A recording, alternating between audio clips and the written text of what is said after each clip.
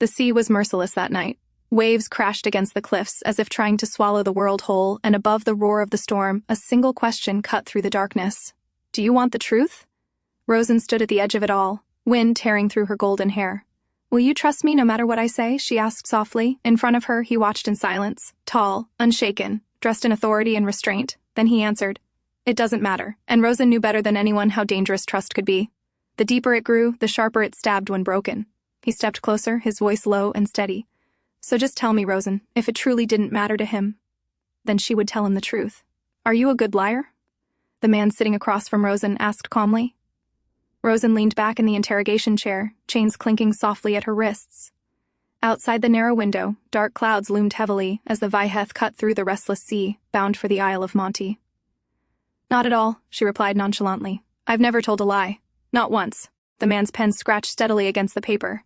But your file says otherwise, he said, lifting his gaze. And I've never told a lie is the exact sentence you repeatedly stated in court. Rosen leaned forward irritably, metal scraping against metal. That damn judge wouldn't listen to me. He didn't react, he simply wrote it down. What is your name? She smirked. Why are you asking that? Unless you've been living under a rock, everyone knows my name. It's protocol, he said sharply. Just state your name. Rosen Walker. He didn't look convinced. That's not what we have in the file. But that is my real name, she replied, shrugging. He leaned back slightly. I don't care about that. I'm asking you to confirm the name written here. Her brow furrowed faintly. For a second, the confidence slipped. Rosenhauers, she muttered. He nodded once and continued reading. You were sentenced to 50 years at the age of 17. Imprisoned in Perrine Female Penitentiary. 1 year later, you escaped. According to this, you crawled down a cliff and climbed Dobe Mountain with your bare hands. Rosen listened patiently. You were arrested again 3 months later in St. Vin, after hiding. An additional 25 years were added to your sentence. You were transferred to Alcapez, a maximum security prison. His eyes lifted briefly to meet hers. 5 years later, you escaped again. You evaded the Imperial Army for an entire year. It also states you escaped using nothing but a spoon. He paused. Is all of this true? Rosen smiled wider. Of course it's true, and you wouldn't believe what I had to go through to get that spoon. The amount of time I had to tolerate that disgusting prison guard. He raised his hand with a quiet sigh. I don't need the details, just answer the question. She nodded lightly. Yes, it's all true. Then she lifted her gaze fully to meet his. Her smile faded.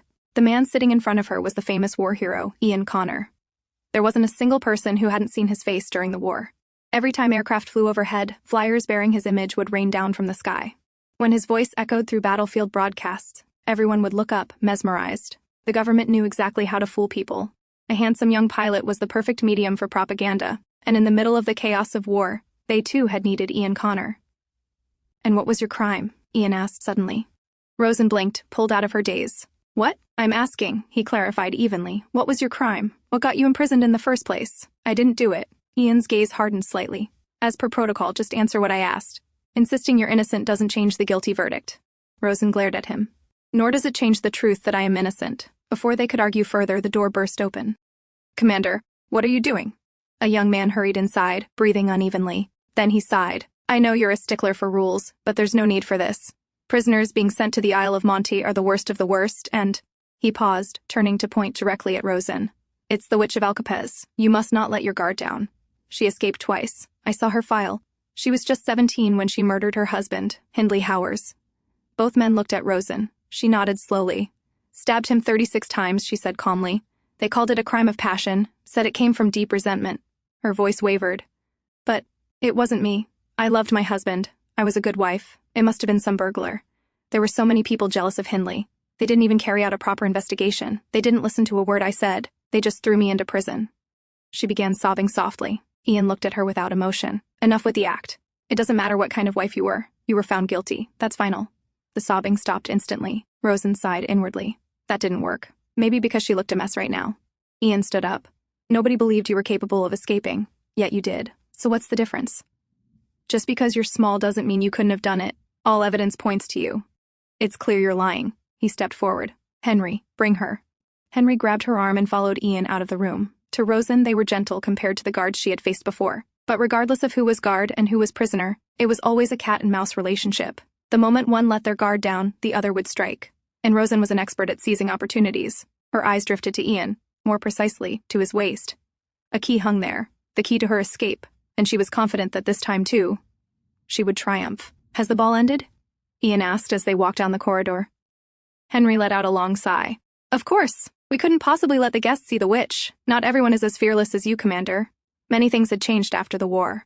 The Vyheth, once a military supply ship filled with smoke, gunfire, and wounded soldiers, had been transformed into a passenger steamer. Where there had once been blood and chaos, there were now chandeliers, music, and elegant dances. And its destination, newly redecorated and advertised, was the Isle of Monte. It was almost comical. The prisoner being sent to that infamous island was sharing the same ship with the wealthy elite, who treated the gruesome place like a tourist attraction. Ian led them outside. The wind blew gently, the sea shimmering under the moonlight. The night was beautiful, especially for someone being sent to the Isle of Monte for life. You dug the tunnel out of Alcapez and crawled through it with your bare hands, correct? Ian asked. Rosen turned to him. Yes. But why are you asking that again? She said, confused. He studied her profile. People say you used magic. Is that true? Rosen understood immediately where that rumor had come from. The last person who had escaped Alcapez before her was a witch, and that was 36 years ago. So when the media learned about Rosen's escape, they reached the simplest conclusion. She must be a witch too. After all, people are always afraid of what they cannot understand. Even in an era where magic was suppressed and science was revered, traces of the old world still lingered. Witches had diminished in number. They had hidden themselves, carefully, where they could not be seen. But that did not mean they had completely disappeared. Do you really think I would have ended up like this if I were a witch? Rosen snapped. Getting caught again after escaping? Letting you put handcuffs on me? Henry scoffed loudly.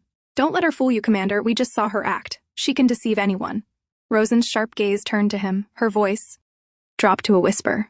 Consider yourself lucky. If I were a witch, I would have sewn your mouth shut first. Henry stiffened. She turned back to Ian. In fact, I passed the magic stone test. What more proof do you need? Or do you have so little faith in your own army? Henry's temper flared instantly, but Ian's voice cut through the tension. Henry, hands off. His tone was firm. Or I will report you to higher command. Now bring what I asked for. Henry hesitated, then walked off reluctantly. Ian faced her again.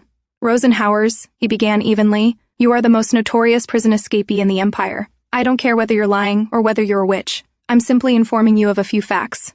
She watched him carefully. First, you are convicted. That verdict is final. You are sentenced to life on the Isle of Monte. Second, I was ordered to personally transfer you there. He paused. Third, there have been prisoners who escaped from Alcapez in the past, but no one has ever escaped from the Isle of Monte. It's impossible.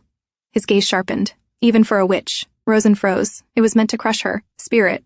But her eyes drifted again, briefly, to the keys at his waist. Those keys were for her handcuffs, or perhaps for the lifeboats. Either way, if she was going to escape, it had to be before they reached the Isle.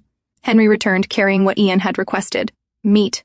Rosen's eyes flickered with confusion. What was he planning? Ian took the meat and stepped toward the railing. Watch carefully, he said calmly. See what the ocean can do. He threw the meat into the dark water. In an instant, the surface erupted. Whales surged violently, tearing into it with terrifying force. Henry smiled coldly. See, witch? Watch what those creatures can do.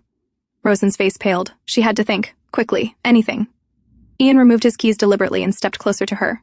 Taking a lifeboat might seem like a good option, he said quietly. I noticed you eyeing these, but I hope you've come to your senses now, Rosen Howers. In that moment, Rosen realized something. Ian Connor was no gentleman. Whatever image the flyers had painted, whatever heroic voice had echoed through the skies, that man did not stand before her.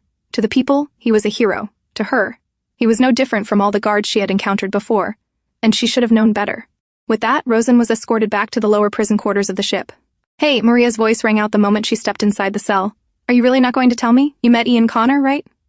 Rosen shot her a straight look. What are you getting at, Maria? Maria raised an eyebrow, a teasing grin spreading across her face. What do you think I'm talking about? A young and pretty prisoner?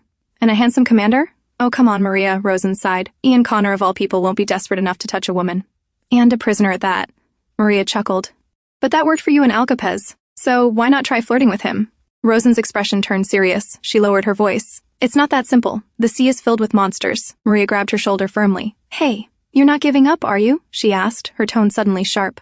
Rosen met her gaze. She had first met Maria in Alcapez. And if anyone deserved to be called the Witch of Alcapez, it wasn't Rosen, it was Maria. The guards ruled the prison from the outside. Inside, Maria was queen. Anyone who dared upset her soon turned into a corpse. When Rosen had first been transferred there, she was already infamous because of her first escape. Perhaps that was why Maria had taken a liking to her. Because of that, Rosen's days in Alcapez had been far easier than they should have been.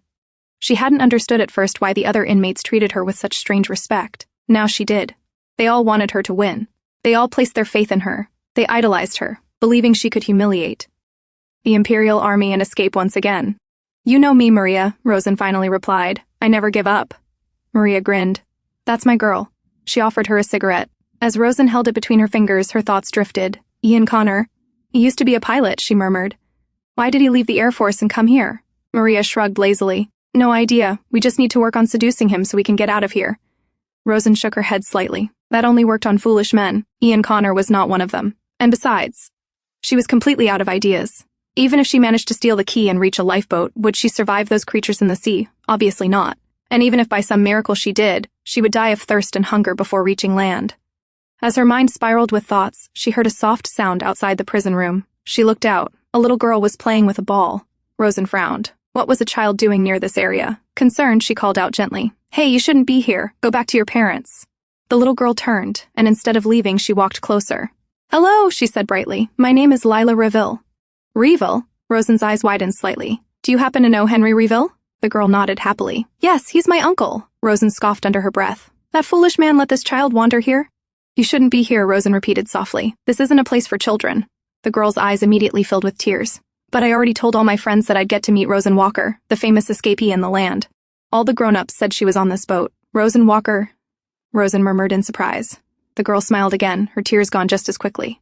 Yes, my grandpa is the captain of this ship, so I told everyone I'd meet Rosen. But nobody believed me. For a moment, Rosen simply stared at her. Then she smiled faintly. Well then, she said softly, it's your lucky day, Lila. Because I am Rosen Walker. Above deck, the night felt lighter. Henry was still complaining, while Ian leaned casually against the railing, laughing softly. You're overthinking this, Ian said. Take it as a vacation. Enjoy the scenery for once. Henry exhaled sharply. About that woman, Ian glanced at him. She's also from Ryerton, Henry continued. It says she was living outside the city when she committed the crime. Ian's expression shifted slightly. You don't need to worry about me. I'm fine, Henry said quickly. I'm just saying, she's from Ryerton too. That's why I mentioned it. I thought maybe that's the reason you're paying her extra attention, Henry explained. Ian didn't answer immediately. Ryerton, their home, the city where they had grown up, where they had attended the military academy, where they had flown their first planes. Ryerton, the city that had later been reduced to rubble under relentless air raids during the war. I know, Ian finally said quietly. Of course you know. I gave you the file, Henry muttered. Still, it's annoying how lucky she is. She escaped when the city was being bombed, and now she's being escorted to the Isle of Monte by Sir Ian Connor himself. Ian looked at him calmly. Yes, he said. But don't forget, it's the Isle of Monte. Henry nodded. I know, but still, at least she's alive. Whether it's the Isle of Monte or anywhere else. Memories crept in, uninvited and sharp, him running, calling their names, crying as smoke swallowed the streets. And when the chaos settled, all he found was a single locket stained with blood. Inside it, a broken image of a mother and child. Below deck, Lila beamed the moment Rosen confirmed who she was. Her eyes sparkled with excitement. But, can you really use magic? Lila asked eagerly. Rosen paused. Then she smiled gently. Lila, will you answer a few questions for me first? Then I'll show you some magic. The little girl fidgeted, but Grandpa said never to do favors for prisoners. It's nothing serious, Rosen assured her softly. I'm just curious about something. Lila hesitated, then nodded. Okay. Do you know a man named Ian Connor? Rosen asked. Lila's face lit up. Yes, he's my uncle's friend, and the best pilot in the world. Are you close to him? Rosen asked. Lila tilted her head. Not really. He's a little scary. But Uncle says he loves me very much, he just doesn't show it. And he's my uncle too, I think. I'm not really sure. Rosen absorbed that quietly. Is he married? She asked casually. Or does he have a girlfriend? No, Lila replied confidently. He's not married. All the other uncles keep telling him to get married, but I don't think he wants to. Have you ever seen him with any ladies? No. Why? Lila asked curiously. Rosen hesitated. What she wanted to ask next was harder to phrase. Lila, have you ever seen Ian being compassionate? What does that mean? Lila blinked. From behind the bars, Maria chimed in lazily. Compassion means feeling sorry for someone, like letting a drenched puppy into your house, that kind of thing. Oh, Lila brightened. You mean love? Rosen gave a small, careful smile. Yes, exactly that. Lila thought for a moment, her brows furrowing in concentration. I don't think he's full of love like that, she answered honestly. But he's a good person. He's a hero, you know. Rosen laughed softly at the child's innocence. Yes, thank you, Lila. Then she leaned closer to the bars. Now, let me show you some magic. Do you have something you can give me? Oh, I have a coin, Lila said excitedly, handing it to her. But what are you going to do with it? I don't know, Rosen said lightly. When it comes to magic, you always need a medium. With a swift flick of her fingers, the coin disappeared from her palm. Lila gasped. It disappeared! Rosen smiled and smoothly slipped the coin out from behind her fingers, holding it up again. It didn't disappear, she said gently. Here. Take it. Back. It's your lucky coin. Lila clutched it tightly. And here's the secret, Rosen whispered. At sundown the coin will turn into gold. But you must not tell anyone, okay? That will break the spell. Lila nodded enthusiastically, eyes shining with excitement. Then she ran off happily. Maria's voice drifted from behind. Was that really magic? Nope, Rosen replied, waving her hand dismissively. Just a simple trick, she'll realize it soon enough. Maria gave her a look. I thought you don't lie. You always say that. Do I? Rosen asked calmly. Yes. You said if you were a witch, you wouldn't be here. Rosen lay down on the floor. But where could I possibly go? She murmured. Even if I jumped from here in the middle of the ocean? Maria paused, lowering her voice. Hey, she said quietly. Even if you can't make it all the way to land with a lifeboat, there's somewhere else you could go. They say there's a place where witches hide. No one knows if it truly exists. She was talking about the Witches' Island, Valpurgis. You've heard of it, right? Maria asked. They say it isn't far from the Isle of Monte. Rosen knew the rumors. They called it the Witches' Island for a reason. Not everyone could go there. Maria said it half-jokingly anyway, then smirked. Still, forget about fairy tales. Focus on deceiving that Commander Ian Connor. Rosen looked down thoughtfully. It wasn't easy. Using a war hero's pity sounded tempting, but the old tactics she once relied on would not work on Ian Connor. He was someone who had always been on the winning side of history, a hero, a man accustomed to triumph. So she would have to offer him another kind of triumph, not love. Tempting him with that would be easier than love. Above deck, Ian stood with Henry. He remembered the advice he had once received about Henry. If he needs to vent, let him speak, don't interrupt. So Ian remained silent. Henry's frustration shifted again as they walked. They want to make you suffer, Henry, muttered bitterly. They want to put blame on you for failing to protect Riordan. That's why they sent you here. They want you to drag down Riordan's witch with your own hands. Ian didn't respond. Everyone resents her, Henry continued. She's the only one who survived. If you personally escort her to the Isle of Monte, they'll praise you all over again. He sighed. Once this is over, you should live your life. You've got nothing but a glorious future ahead. Ian's gaze drifted to the dark horizon. A glorious future? When the war ended, he had marched beneath the Arch of Triumph. Crowds had chanted his name. Flowers had rained down around him. Had it made him happy? Had he ever felt proud? He couldn't remember. You can't protect everyone, Henry said firmly. There's no such thing as a perfect victory. You're not a god. And forget about Rosen Walker. I'll handle her. No, Ian replied quietly. I'll take care of it myself. You focus on getting better.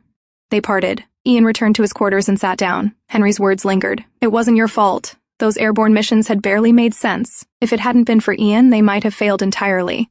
But then, who was responsible? If he wasn't at fault for the deaths, then who was? The order echoed in his mind. Transfer the prisoners to the Isle of Monte. Pay special attention to Rosenhauers. Rosenhauers, prison escapee, born and raised in Riordan, the sole survivor of the bombing. She was alive.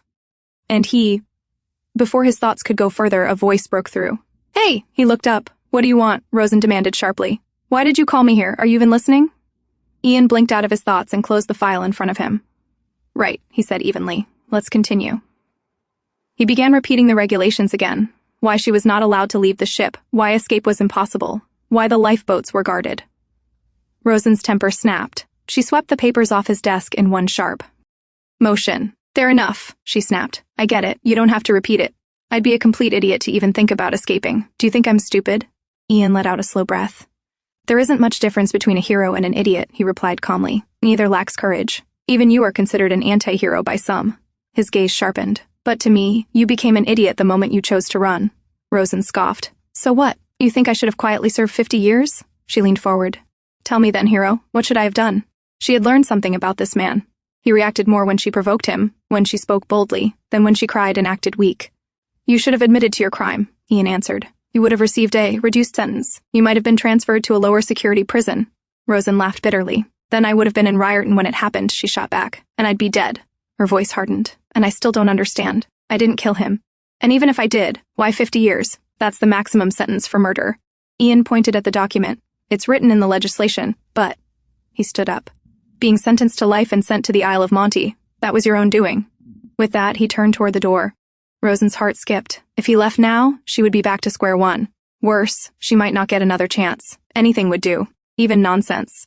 Then what's the difference between you and me? She called out quickly. Ian paused. You said heroes and idiots are the same, she continued. Then you're an idiot too. Nobody believed we'd win the war, she went on. We're an empire in name, but we're small and weak. We fought a country that brought nations to their knees, and we won.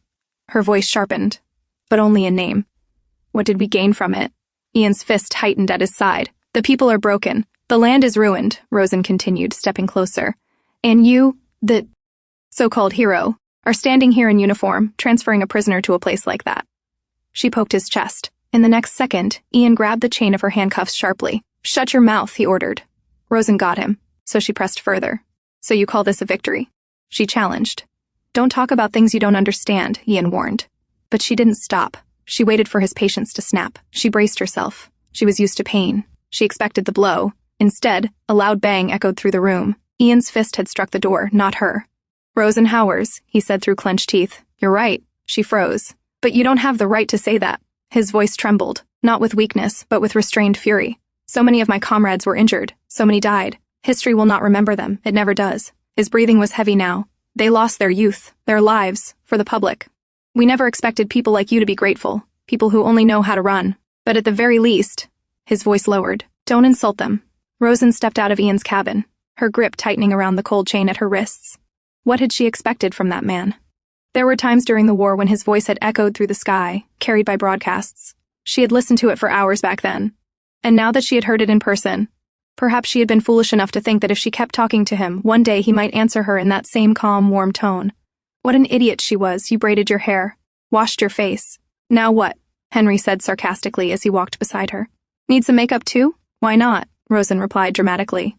Don't be ridiculous, Henry muttered, grabbing the chain of her handcuffs more firmly. Don't try those tricks. He won't fall for it. Rosen sighed. He was right, and she almost wished Ian Connor were half as easy to manipulate as this man. She smiled suddenly. Or perhaps you're the one who's attracted to me? Henry nearly choked. What are you even saying? Let's just walk in silence. As they turned the corner, Rosen's eyes caught sight of Lila again. The little girl was wandering alone. A flicker of concern crossed her face. Would she really be all right, roaming around like this? Her gaze shifted back to Henry. He was fumbling absently with the keys at his waist. They really did look alike. Rosen leaned down slightly. Your niece is adorable. Lila, right? Henry stiffened. What? How do you know her name? As he turned back hurriedly, the keys slipped from his hand and clattered to the floor. Rosen smiled sweetly. Don't worry, what could I possibly do in cuffs? Henry sighed as he picked them up. You really are a witch. But stay away from Lila. He turned again. That was when Rosen saw it. Lila was clutching her throat. Her small body trembled. Her face had turned pale. She was struggling to breathe. Henry! Rosen's voice sharpened. We need to call a doctor! Henry turned and froze. Hey, snap out of it! We need a doctor! Rosen shouted. But he stood there, stunned. What was wrong with him? Useless. Rosen began shouting for help, but the corridor was empty. She turned back to Henry urgently. I can help her. Uncuff me. Memories flashed in her mind. Why do we even need to learn this, Emily? She had once complained. Of course we need to, Emily had replied patiently. People die all the time during war. Human life is fragile. But you don't need this knowledge to cure people, Rosen had argued. And why should we even save them? It's not like anyone's grateful. Emily had smiled softly at her. Rosen, no one can save the world alone. Not everyone can wield magic. But there comes a time when we all require its power. The words rang clearly in her mind now. Rosen rushed toward Lila. Moments later, people began gathering, drawn by the commotion. Murmurs spread through the corridor. That young lady saved the child. Rosen sat frozen. On the floor, Lila cradled in her arms. The girl's breathing slowly steadied. After a while, Rosen whispered softly, relief flooding her voice. I saved her life, Emily. Finally, Henry snapped out of his shock and rushed forward. Lila, are you okay? He asked urgently, kneeling beside her. One of the guest ladies stepped forward. I didn't see everything, but that young woman was holding the child and performing first aid. It looked like she was choking. Rosen remained seated on the floor. Her eyes drifted to the small candy lying nearby. The one Lila had been choking on. Such a tiny thing, so harmless looking. Yet it had almost taken a life. Maybe this candy was just as lethal as a bullet. You didn't have to be a soldier to save someone. And you didn't have to be a soldier to kill someone either. You were right, Emily, Rosen thought quietly. A faint smile touched her lips. Hey, she said lightly to Henry, did you see that? If you want to thank me, she continued, lifting her chin slightly, I'd appreciate some water to wash myself. And maybe some decent food sent to my cell while you're at it. Before Henry could respond, another voice spoke. I will see to that. Rosen looked up. Ian Connor stood there. Before she could say anything, a trembling voice echoed down the corridor. Oh, my child! Are you all right? Grandpa! Lila cried, rushing into the old man's arms. Rosen watched silently. So, this was the captain of the ship. Lila's grandfather. She glanced back at Ian. I was just joking. I don't need a reward. It's not difficult, Ian replied calmly. Soldiers always pay their debts. You may be a prisoner, but you are no exception. He reached for her wrists and fastened the handcuffs back on. But this remains. Hey, Rosen protested. Then how am I supposed to wash myself? I'll have someone assist you, Ian replied evenly. Ian Connor, the old man's voice thundered behind them. Who taught you your manners? It certainly wasn't me. How dare you put a lady who saved Lila in chains? But that's the rule, Captain Reville, Ian answered firmly. Let her enjoy her freedom. For the moment, the captain insisted. Where would she even go in the middle of the ocean? I cannot ignore the law, Ian argued. That law applies on land, the old man retorted sharply. On the Viheth, I am the law. Rosen almost enjoyed the exchange. But when her eyes fell on Lila again, alive, breathing, smiling faintly, she felt nothing but relief. Captain, she is a prisoner, Ian insisted. The old man gently patted Lila's head. To me, she is the hero who saved my granddaughter. He then turned toward Rosen. Lady Howers, please forgive this foolish young man and his rudeness. Accept my sincere gratitude. Then he paused, realizing something. Oh, where are my manners? Let me introduce myself properly. He straightened slightly. I am former Navy Admiral Alex Reville. Rosen's eyes widened in surprise. Who hadn't heard of Alex Reville? His statue, depicting him standing firm against the enemy, was a famous tourist attraction. She cleared her throat. Captain, I am no lady. And not Howers either. My name is Rosen Walker. You probably already know. Yes, Miss Walker, he said warmly. But if it weren't for you, I might have lost my only grandchild. He studied her thoughtfully. I heard your request, he continued. But treating you like a hero inside that cell would be a disgrace. So, Miss Walker, he said kindly, if you have nothing scheduled tomorrow evening, would you do me the honor of joining us for dinner? Rosen couldn't even imagine herself sitting at such an elegant dinner table. Crystal glasses, fine cutlery, silk gowns. It felt absurd. She opened her mouth to decline, but Captain Reville raised a gentle hand. You don't need to worry so much, he said warmly. It's just family. Before she could respond, Ian stepped forward. Captain Reville, I don't think that would be appropriate. He paused. His eyes met Rosen's. What was he about to say? A murderer? A witch? Someone lowly who doesn't belong among us? Filthy? Dangerous? Suddenly, an old memory surfaced in Rosen's mind. It is always my hope that my aviation corps will better protect all of you. That gentle voice. She had listened to it countless times during the war, cheeks flushing as it echoed through the broadcasts. Now, because she's a murderer, Ian finished coldly. The voice did not match the one in her memory. Not at all, Rosen scoffed lightly. Thank you, Captain Reville, she said smoothly. I'm deeply honored. How could I possibly refuse a good meal? She accepted the invitation, cutting Ian's protest short. Ian stared at her in disbelief. Rosen avoided his gaze, but her thoughts drifted back again. Those flyers again, Rosen? Emily had once teased when she saw her collecting them. I just saw them on the ground, Rosen had said casually, gathering the papers with Ian Connor's face printed across them. Emily had sighed. You're head over heels. Just be careful Hindley doesn't see them.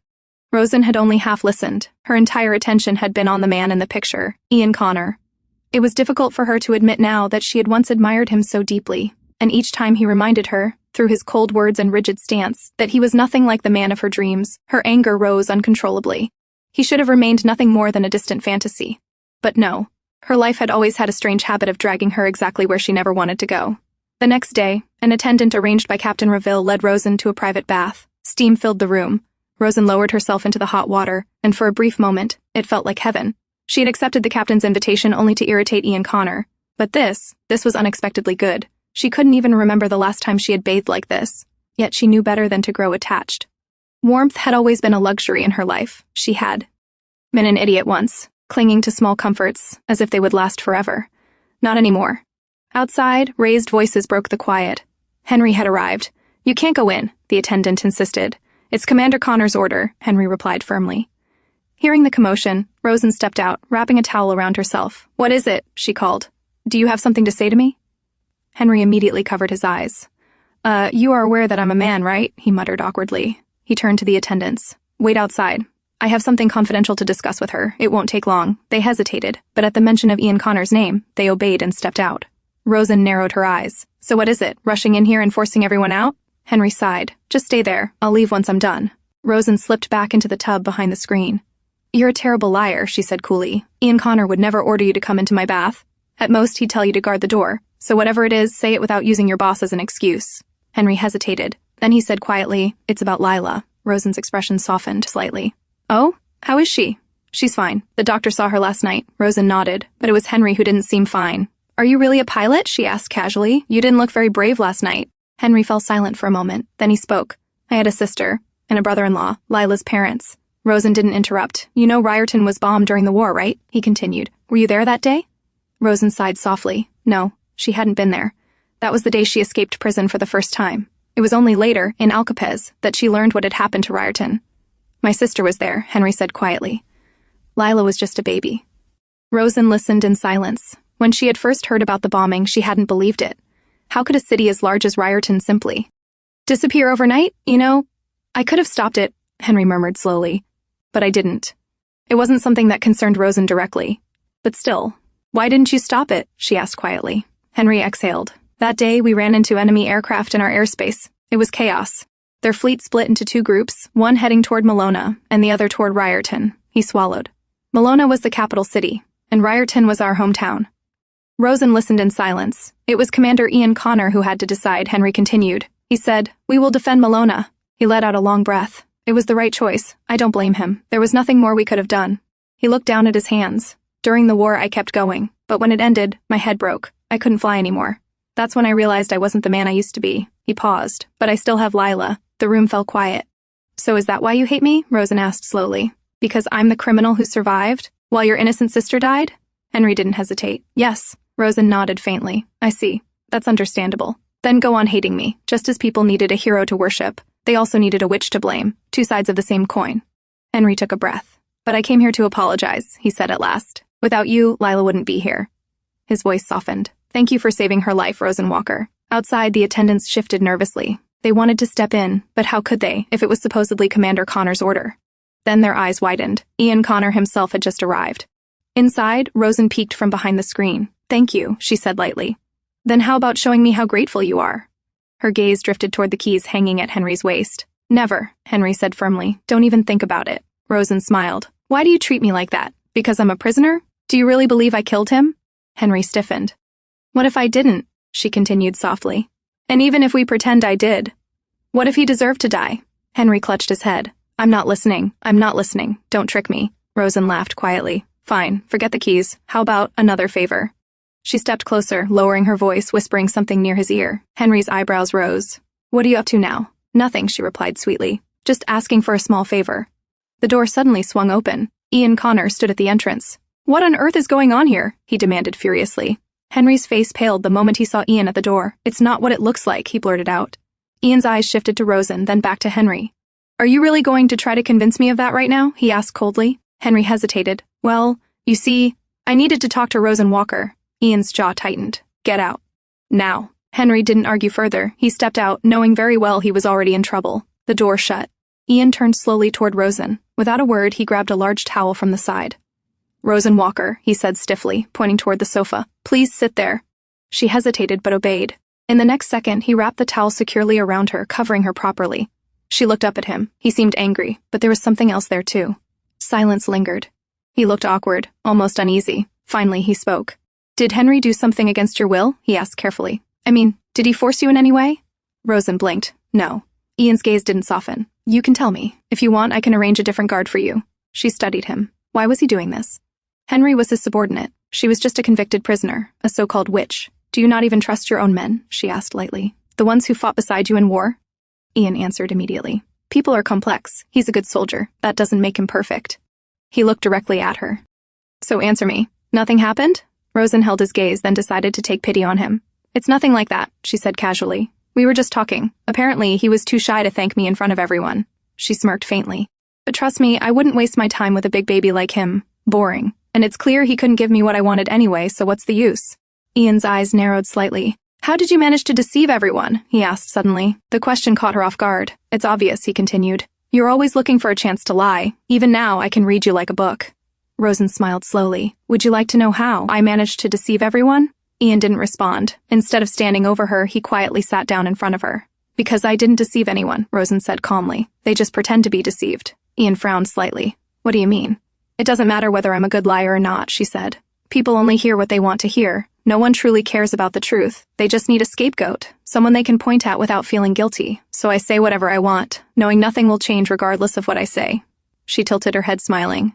But I suppose you really are a hero. So noble of you to even take time to worry about a lowly prisoner like me. Ian ran a hand through his hair, pushing it back. Then he looked at her quietly. Then tell me, he asked, do you also consider me a hero? Rosen laughed softly. Does it surprise you that even a criminal like me would look up to a hero? Ian rubbed the back of his neck. No, I didn't mean... I had a crush on you. Like everyone else, she said casually. The sudden confession froze him in place. Seeing his expression, she added lightly, I'm a citizen too, you know. Are you offended? I used to collect those flyers with your face whenever they rained from the sky. He looked genuinely surprised. You collected them? She nodded. It's nothing strange. You know that, right? Know what? That you're a good-looking man, she replied with a grin. The words slipped out too easily. Realizing what she had just said, her face flushed. She quickly turned away. So don't bother Henry, she muttered. And please send the cabin maids back. I need to get dressed. I won't do anything. You can post guards outside if you're worried. Ian slowly stood up. He stepped forward and offered her his hand. Rosen blinked in surprise. I'm not offended, he said quietly. I was just... taken aback. He looked at her steadily. And I think you were right. We're not that different. Her heart skipped. So let's go, he added. Go where? She asked slowly, reaching out hesitantly. To get you dressed, he replied. It's time for the dinner you were so excited about. Before she could think further, she placed her hand in his. In one swift motion, Ian pulled her up, and the next second, he lifted her onto his shoulder like luggage. Wait, what are you doing? She shouted, startled and furious. Just send the maids back. There's no telling what you might do, Ian replied firmly as he walked. I can't trust you. He stopped briefly and added in a lower tone. It was a mistake to obey the captain's order, and now I can't even trust Henry. He set her down inside the dressing room and refastened the handcuffs securely. So I'll handle it myself. He looked directly at her. Saving the child, now everyone has a soft spot for you except me. His voice remained calm. I will not underestimate you. Rosen scoffed. What? Are you afraid of me? Afraid I might escape? Ian held her gaze. Yes, I am afraid of you, he answered plainly. The honesty stunned her. He had the authority, the strength, the control. Why would he be afraid? Ian stepped back and called for the maids to enter. I'll be outside, he said shortly. He stood by the door himself, guarding it. Inside, Rosen stared at his silhouette through the gap. She still didn't understand. Why was he afraid of her? A moment earlier, Ian's eyes had fallen on the belongings brought into his study from his luggage. His brows furrowed. Among the neatly stacked items lay a file, one he had specifically ordered to be burned. Yet it was still there. Assuming it was a simple miscommunication, he picked it up and opened it. Inside were carefully collected newspaper articles, and throughout the collection, one name had been circled again and again in red ink. Rosen Walker. Ian stared at it in silence, a cigar burning slowly between his lips. At first, it had only been something to pass the time. A habit. A distraction to survive the endless days that came after the war.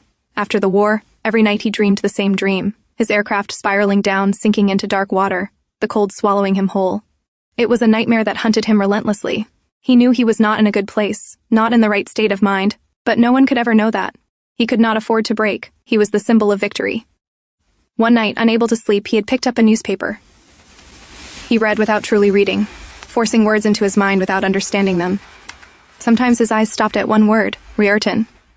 The city reduced to ruins because of a choice he had made. But nowhere in those articles was his name blamed. Instead, they spoke of a witch, a villain, a scapegoat, a name manufactured by the press, the government, the military. Rosen Howers. From that day onward, it was as though he had been bewitched. He searched for her name everywhere. To him, she felt like another version of himself. In a way, they both carried misfortune.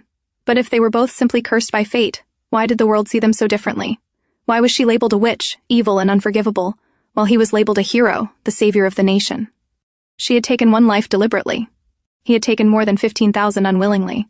If the weight of their sins were placed side by side, whose would be heavier?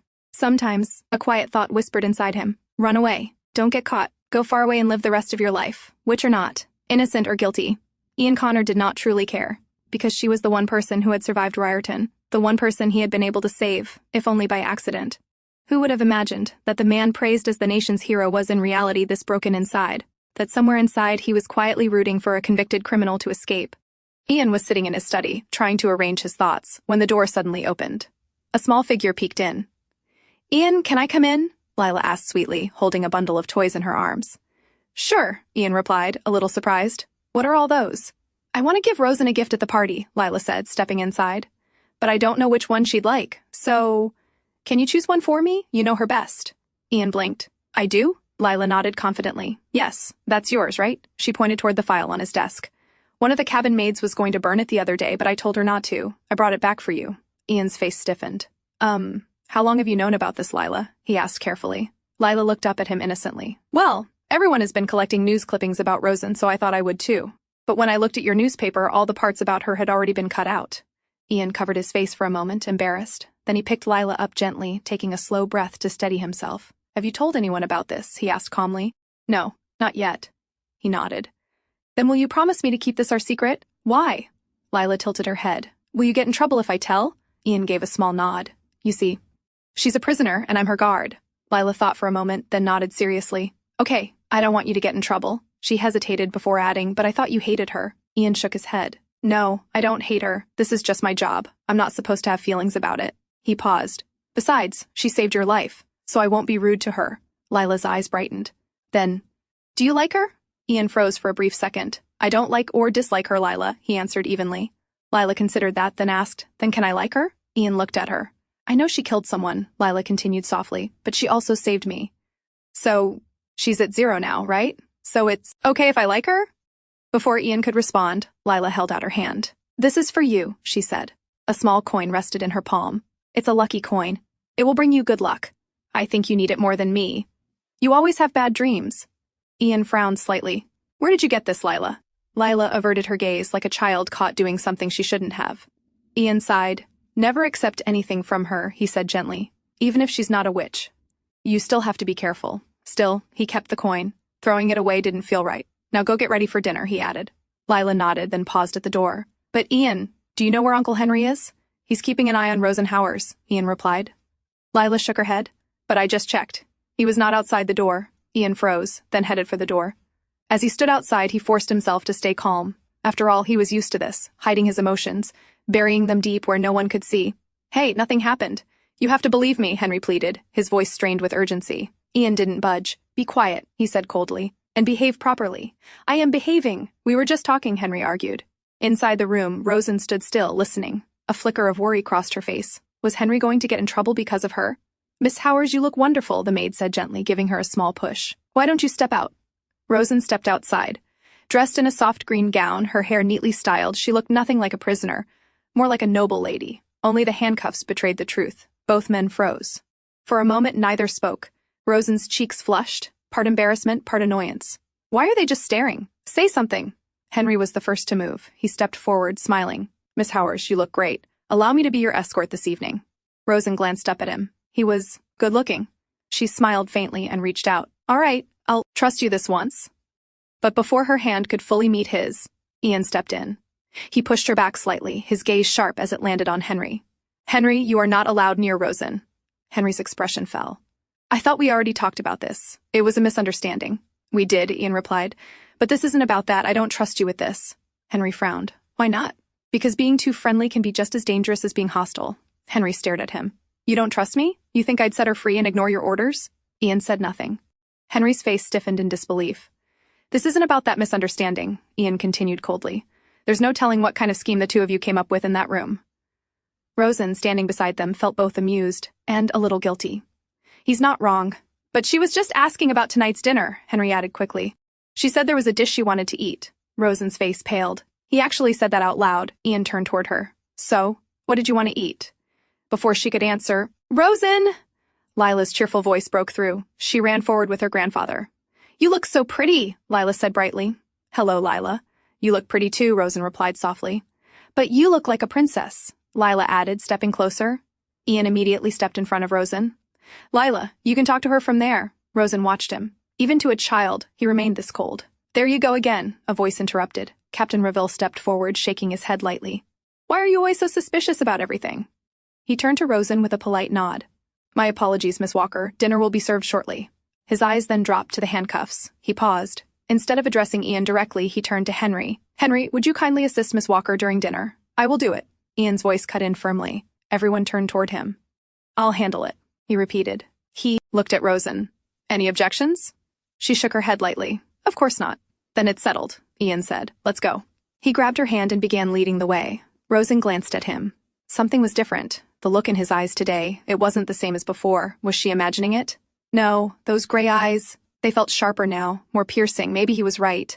Maybe they really were the same. Or maybe she was just deluding herself again, clinging to some fantasy to survive this reality.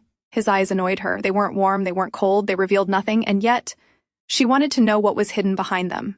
Hey, she said suddenly, pulling slightly. When are you going to let go of my hand?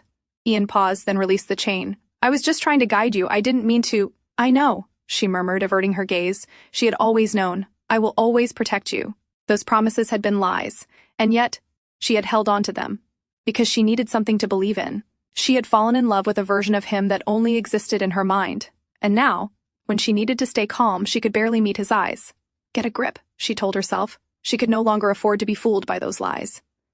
Rosen entered the grand hall beside Ian. The sight before her was breathtaking. The entire room glittered like something out of a dream. A servant pulled out a chair for her. As she took her seat, Rosen realized she hadn't encountered a single noble on her way to the hall. Perhaps they didn't want anyone witnessing a prisoner being treated like this. When the soup was served, her eyes sparkled with delight. She instinctively reached forward. "Walker, stop," Henry interrupted. "Are you going to eat with cuffs? And the captain hasn't begun the meal yet." "But he said the party had begun," Rosen replied. Henry sighed.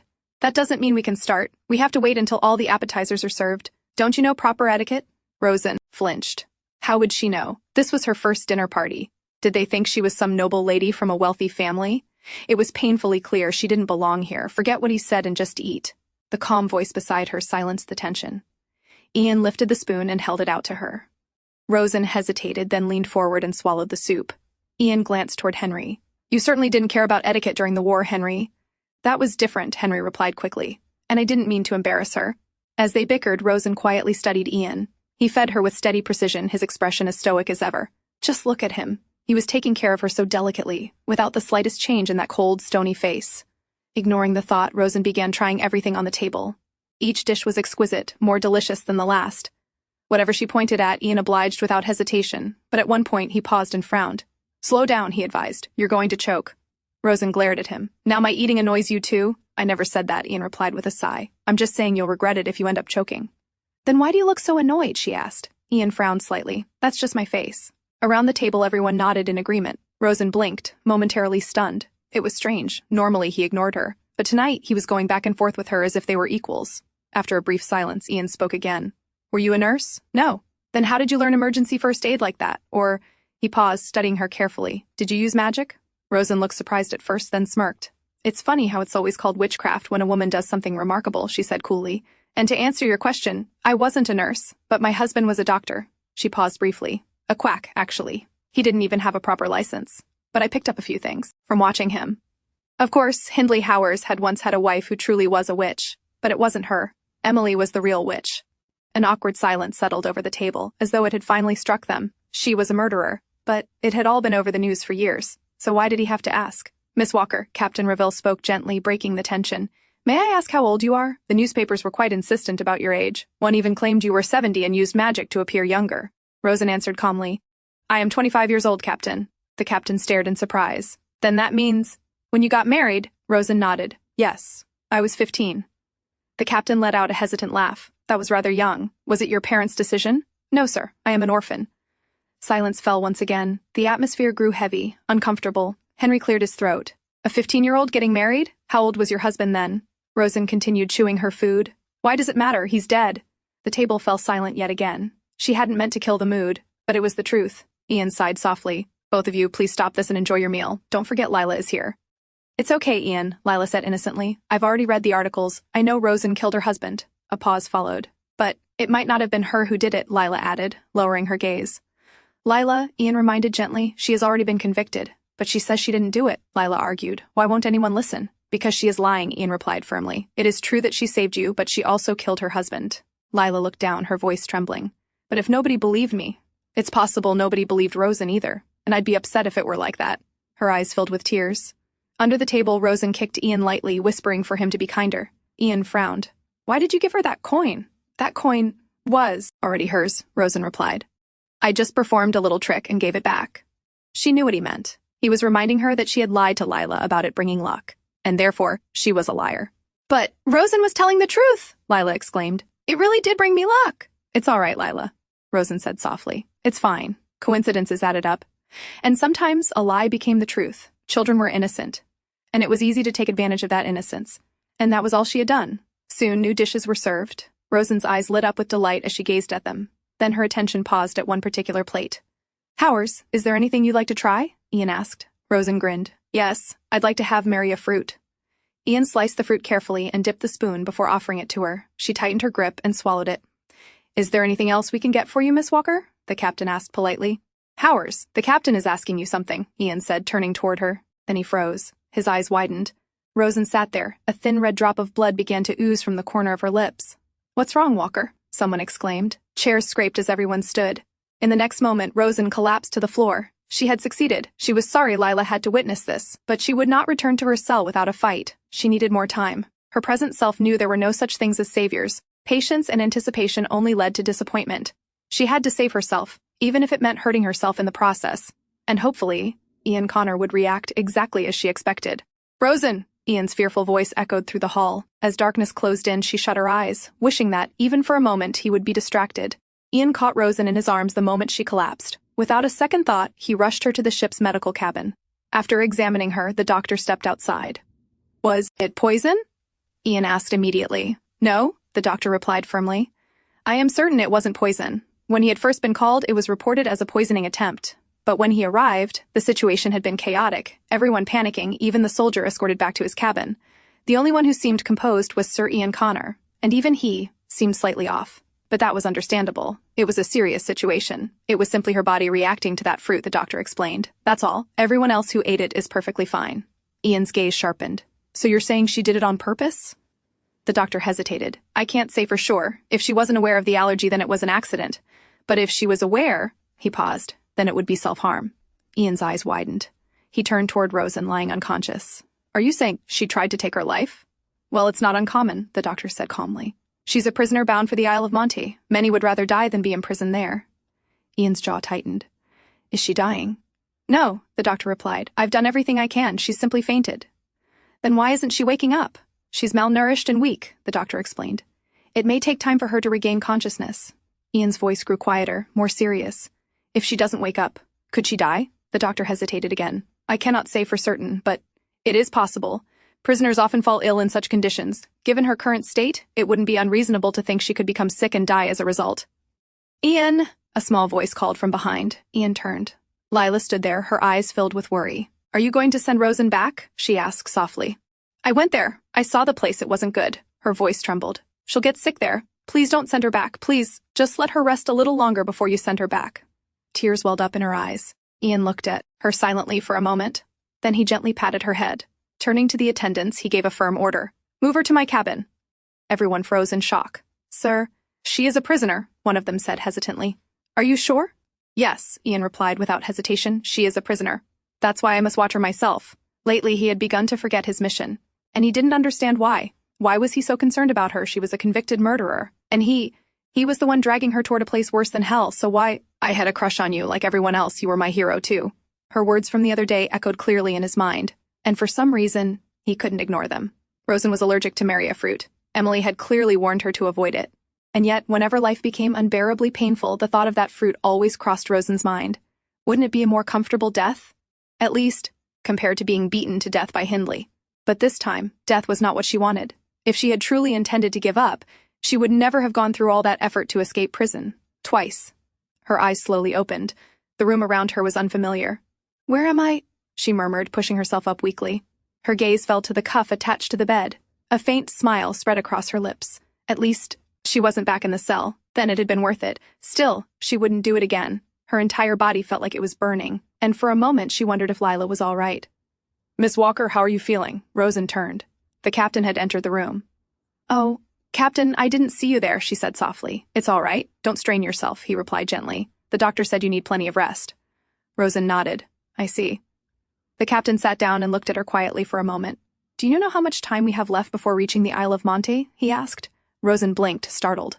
"We will arrive in 3 days," he continued.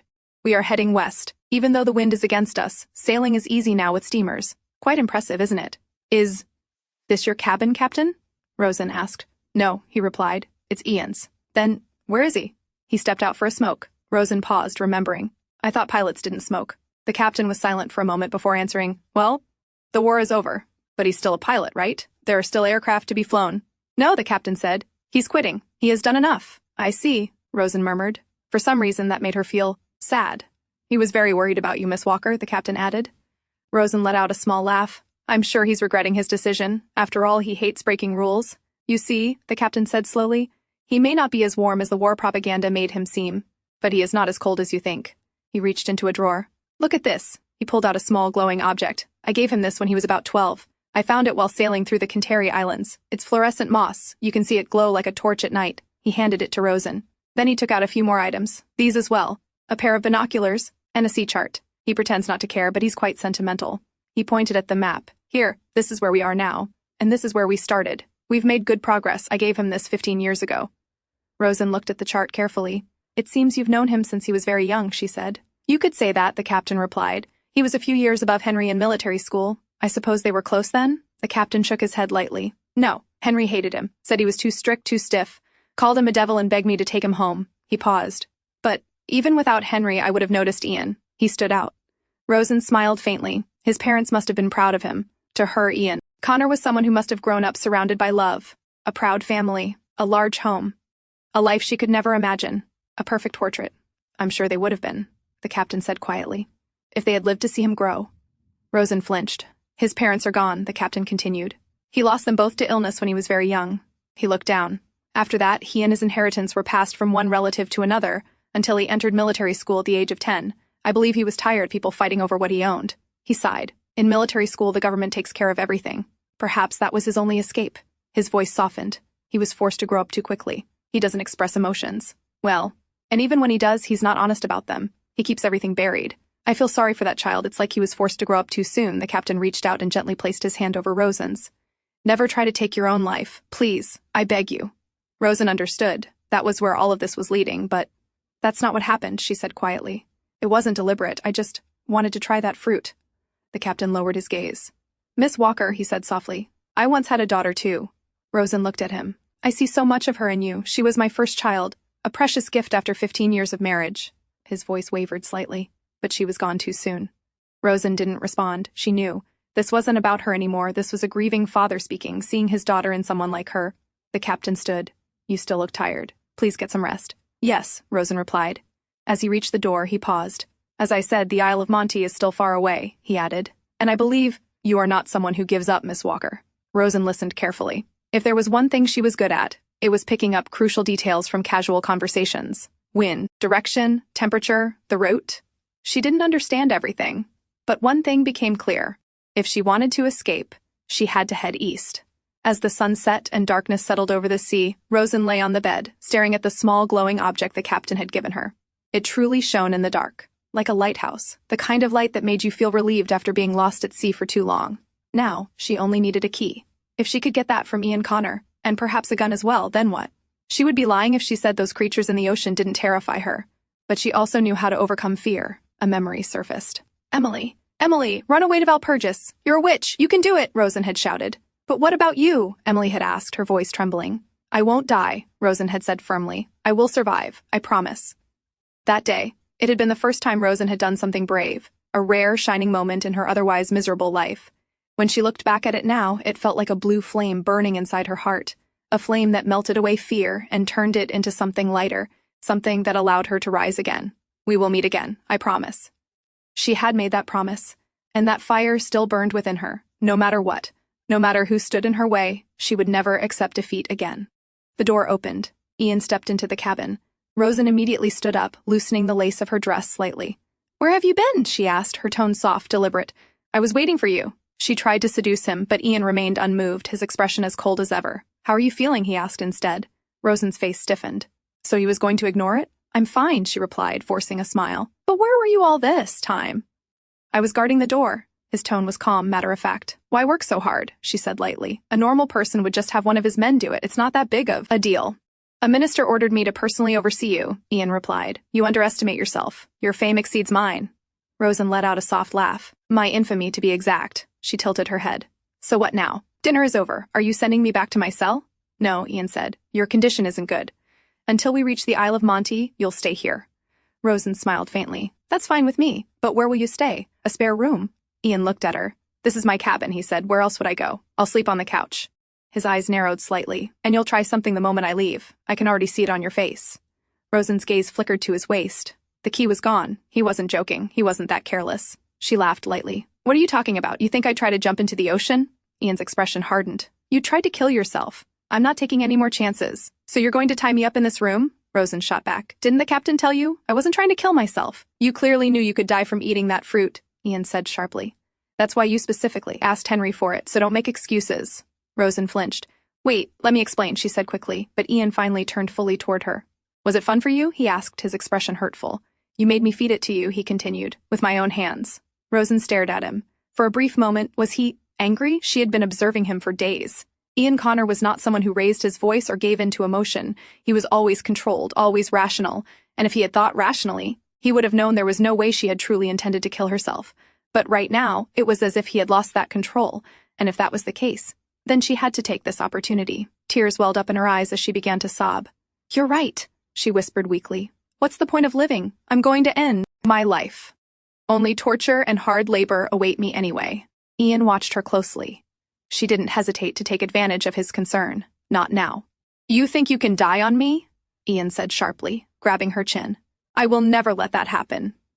His grip tightened. If these chains aren't enough, I'll tie down all your limbs to this bed. Rosen frowned. Are you insane? Maybe I am, Ian replied through clenched teeth. But if you try anything again, I won't let it happen. What if I bite my tongue? I'll gag you. Then I'll hold my breath. Stop talking nonsense, Ian snapped, tilting her chin upward. You can't die by holding your breath. His voice dropped, confusion slipping through. I don't understand. He looked at her, searching. You went through all that just to escape prison, so why are you doing this now? Why are you giving up? Rosen's eyes hardened. You have the audacity to ask me that? She shot back. It's because I can't escape, and you're the one who told me that. Her voice rose. You showed me those creatures. You scared me. It was him. He had told her to give up, to accept her sentence. So why was he saying this now? I was just being cautious, Ian said quietly. I never imagined you would do something like this.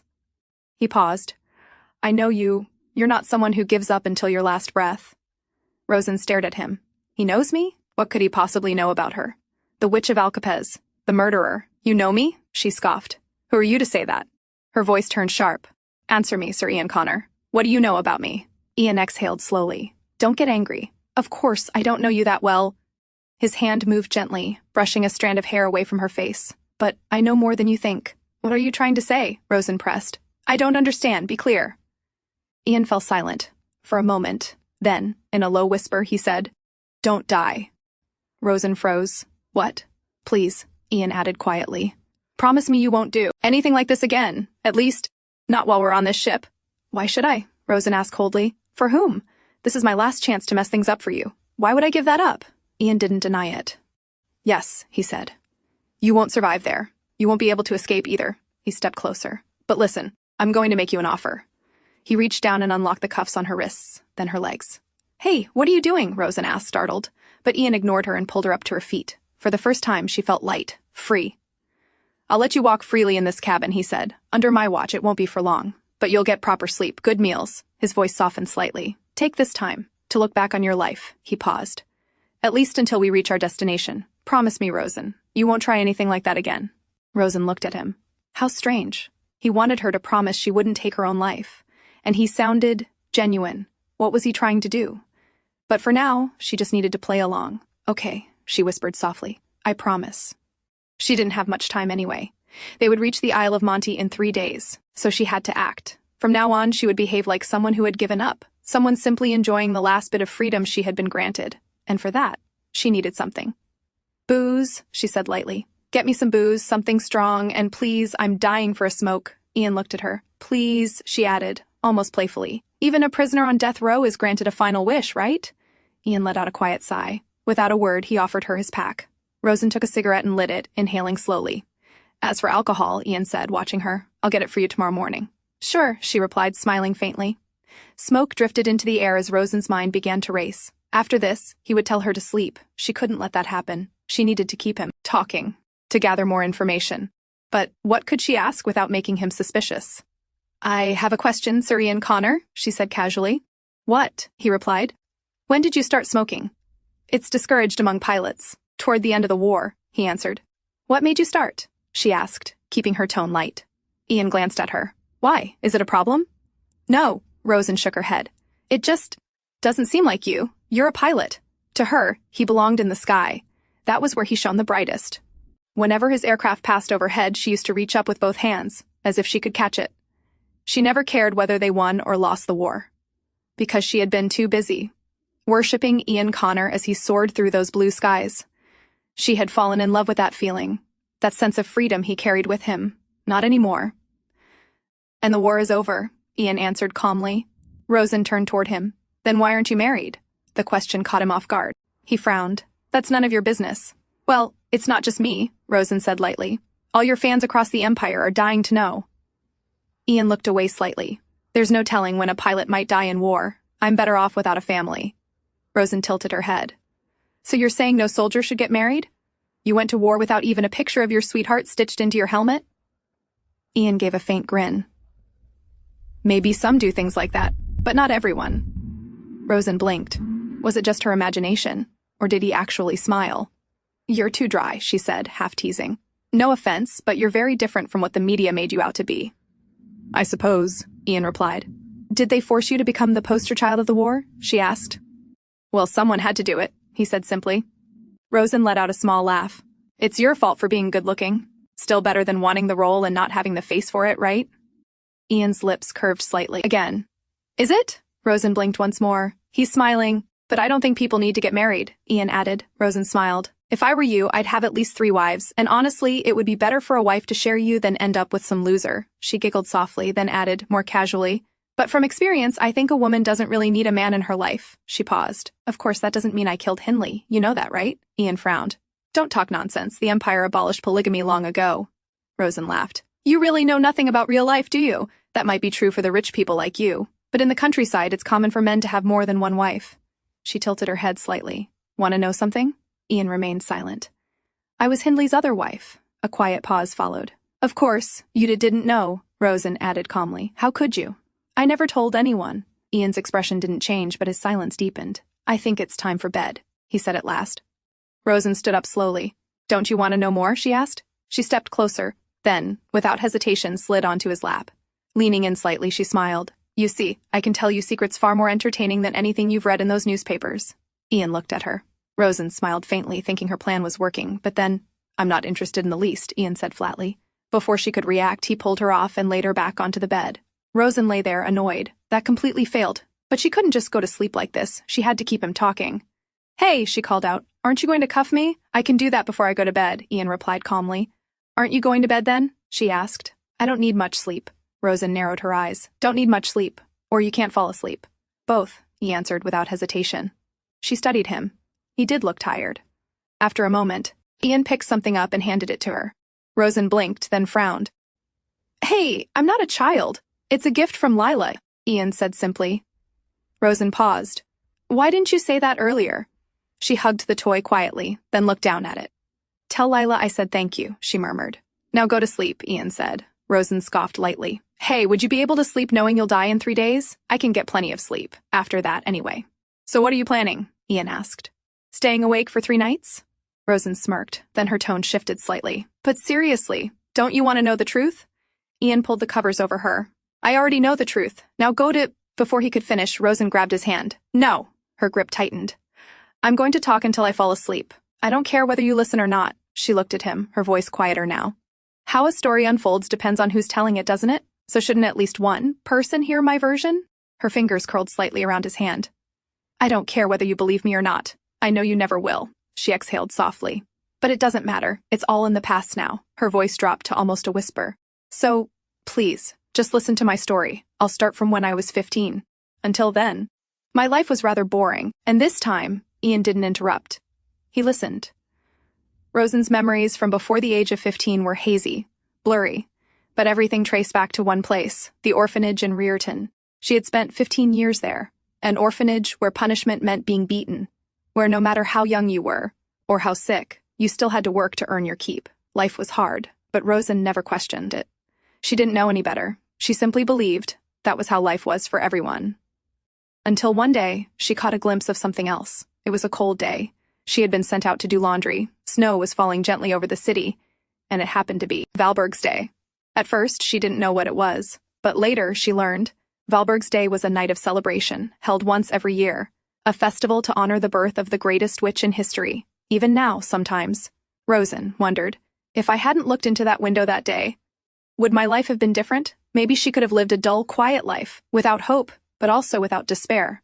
That day, she had paused outside a house, and through the window, she saw a family. They were gathered around a table laughing, wearing clean new clothes, eating warm food. She couldn't hear their voices clearly, but she understood. A child received a toy from her father and threw her arms around him happily.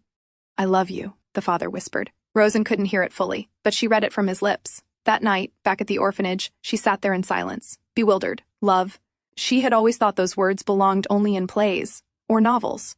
But that wasn't true. People said them in real life, parents to their children, lovers to each other. And suddenly, an unbearable sadness settled inside her, because for the first time she realized no one had ever said those words to her. The night felt colder than ever. She wanted something, anything, to warm her. Tears slipped down her cheeks. She had always thought crying was weakness. As a child, the sound of others crying had irritated her, because crying didn't change anything. But now, she understood she had been wrong. They weren't crying because they were weak. They were crying because they had once known warmth, and lost it. And so they were able to recognize what a sad, desolate place they now found themselves in. Unlike them, Rosen had never known that warmth. And that night, she finally understood what that meant. She was alone. On St. Valburg's Day, people lit candles. They prayed to Valburg, the greatest witch, to grant their wishes. That night, Rosen made one too. She closed her eyes and whispered softly, "Oh, Valburg, please take pity on me. I don't care who it is. Just send someone to hold me. Someone who will tell me they love me and truly mean it." She hesitated, then added quietly, "And if that's too much to ask, it's okay. Even if they don't mean it, I just need someone to wrap me in a warm embrace." "Rosen! Rosen!" a voice called out. Rosen blinked, coming out of her daze, and turned toward it. "Did you call me?" she asked. "Yes," her friend replied, watching her closely. "What's with you these days? Is something wrong?" She leaned in slightly, lowering her voice. "Or, is it because your birthday is coming up? Girls over the age of 15 have to leave the orphanage, you know." Rosen didn't look up. She continued washing the dishes, her hands moving mechanically. "Well," she said quietly, "I'm sure I'll be sold off as a maid, or as a concubine, and the money will go straight to the headmistress." She paused, then added under her breath, "Better to be a concubine than a maid." Behind her, a few of the other girls began arguing. "A concubine is just at the mercy of her husband," one snapped. "And maids are safe," another shot back. "They're no better off. They're still at their master's mercy." The voices rose, tension filling the small space. Then suddenly, "Rosen!" A girl rushed in. "The headmistress is calling for you. Someone is here to see you." Rosen turned, startled. "Someone came to see me?" Inside the office, the headmistress sat before a well-dressed man. "Would you mind waiting for a moment?" she asked politely. "She won't be long." "Of course," the man replied with a gentle smile. "It's no trouble at all to wait for a lady." His gaze softened slightly. "I look forward to seeing her up close." Inside the room, Rosen felt restless. Should she wear her best dress? Should she put on some makeup? But if all they wanted was a maid, then there was no point in trying to look pretty. Taking a quiet breath, she finally stepped into the headmistress's office. "Hello?" she greeted softly. "Oh, Rosen, come here, child," the headmistress said with a warm smile. Rosen's eyes shifted toward the man standing nearby. All the girls had been whispering that her future husband would be some old man, but the moment she saw him, her eyes widened. "This is your groom-to-be," the headmistress said, "Mr. Hindley Howers." The man stood up and turned toward her. "Hello, Rosen Walker," he said with a polite smile. Or perhaps I should say, Rosen Howers. Soon to be, at least. Rosen greeted him back, but her mind was still in shock. He was younger, of course older than her, but not old. He looked normal. "Are you certain she's healthy?" Hindley asked, his gaze scanning Rosen. "You see, I need her to give me plenty of children, but she looks rather skinny." "Oh, Mr. Howers," the headmistress chimed in smoothly. "You've already seen her medical records, and, well, that will depend on you now. Dr. Robinson himself vouched for her." Rosen straightened slightly. She smiled brightly, trying her best. If he didn't choose her, she might end up somewhere far worse. Hindley nodded after a moment. "I suppose she'll look better after a proper wash." "All right. I'll take your word for it." "Perfect," the headmistress said quickly. "Please sign here, Mr. Howers." He paid in cash. Rosen sat quietly in her chair, relief slowly settling in. It had worked, and he seemed kind. She felt a small sense of happiness. "Ah, Rosen, could you give me your hand?" Hindley said gently. "Yes," she replied, startled, looking up at him. He took her hand and slipped a ring onto her finger. "It fits just right," he murmured. Rosen stared at it closely. Was this a dream? No, it was real. "You see," Hindley continued, smiling down at her, "I've been watching you for quite some time. You were the one I liked the most out of all the girls here." Then, as if remembering something, he pulled out a small teddy bear and handed it to her. In that moment, Rosen felt certain. Valburg had answered her prayer. She was going to fall in love with this man. And that was how Rosen first met Hindley Howers, and became Rosen Howers. Soon they arrived at Hindley's home. As they stepped inside, Hindley explained calmly, "The first floor is my clinic. The living quarters are upstairs." Rosen looked around quietly. The place felt warm, clean, beautiful. "All of this is for you," Hindley said softly, showing her all the pretty things. He stepped behind her, wrapping his arms around her. "Do you like it?" he asked. Rosen turned happily and hugged him back. "Yes," she said sincerely. "Thank you, Hindley." And she meant every word. After coming here, she never went hungry again, and she never had to sleep in a cold bed. The nights they spent together were painful for her, but bearable, because she was happy, at least in the beginning. Hindley behaved like a gentleman. Unlike the people at the orphanage, he never beat her, but after a few weeks, he began to show his true colors, and Rosen's happy days came to an end. "Is this it?" Hindley said one morning, staring at the breakfast table with annoyance. "It's the same as yesterday." Rosen froze. He had never spoken like that before. "It's not the same," she tried to explain. But Hindley suddenly stood up and pointed at her temple. "And now you talk back to me?" His voice turned sharp. "When I'm speaking, you listen. Such a worthless woman." His gaze darkened. And for a moment, Rosen couldn't believe what she was hearing. The door slammed shut behind him. Rosen remained standing there silently, unable to process what had just happened, but eventually she forced herself to calm down. Maybe he was just in a bad mood today. She told herself not to cry. She had gone through far worse than this before. It was okay. It wasn't too late yet. Tomorrow, she could start by making something new for him. And if he ever became physical next time, then she had to make sure he would never abandon her. The next day, Rosen prepared a new dish for him. Hindley glanced at the table. Rosen stood nearby anxiously, watching him take a bite. Then he looked up. "Rosen," he called softly. "Come here." Rosen swallowed hard and stepped forward, preparing herself for a strike. But instead, Hindley slowly raised his hand and patted the back of her head. "It tastes good," he murmured. "See? You can do it. So why were you slacking all this time, A faint smile appeared on his lips. "I think you became too comfortable." Then he pulled her into a hug and whispered near her ear, "Never get too comfortable with your husband. You want to end up a lazy old cow, huh?" He chuckled quietly. "I'll let you off this once because I'm still fond of you, so don't make me hate you, okay?" Rosen listened quietly, and after that, her life completely changed. Every dawn she woke up early and started preparing breakfast for him. Then she cleaned the house in between before immediately preparing lunch. While Hindley took his naps, she hurried outside to buy groceries. For some reason, Hindley stayed home all the time, and he still hadn't opened his clinic. Because of that, Rosen barely had any time to rest. But despite all her effort, after only 2 months, she ran out of new recipes.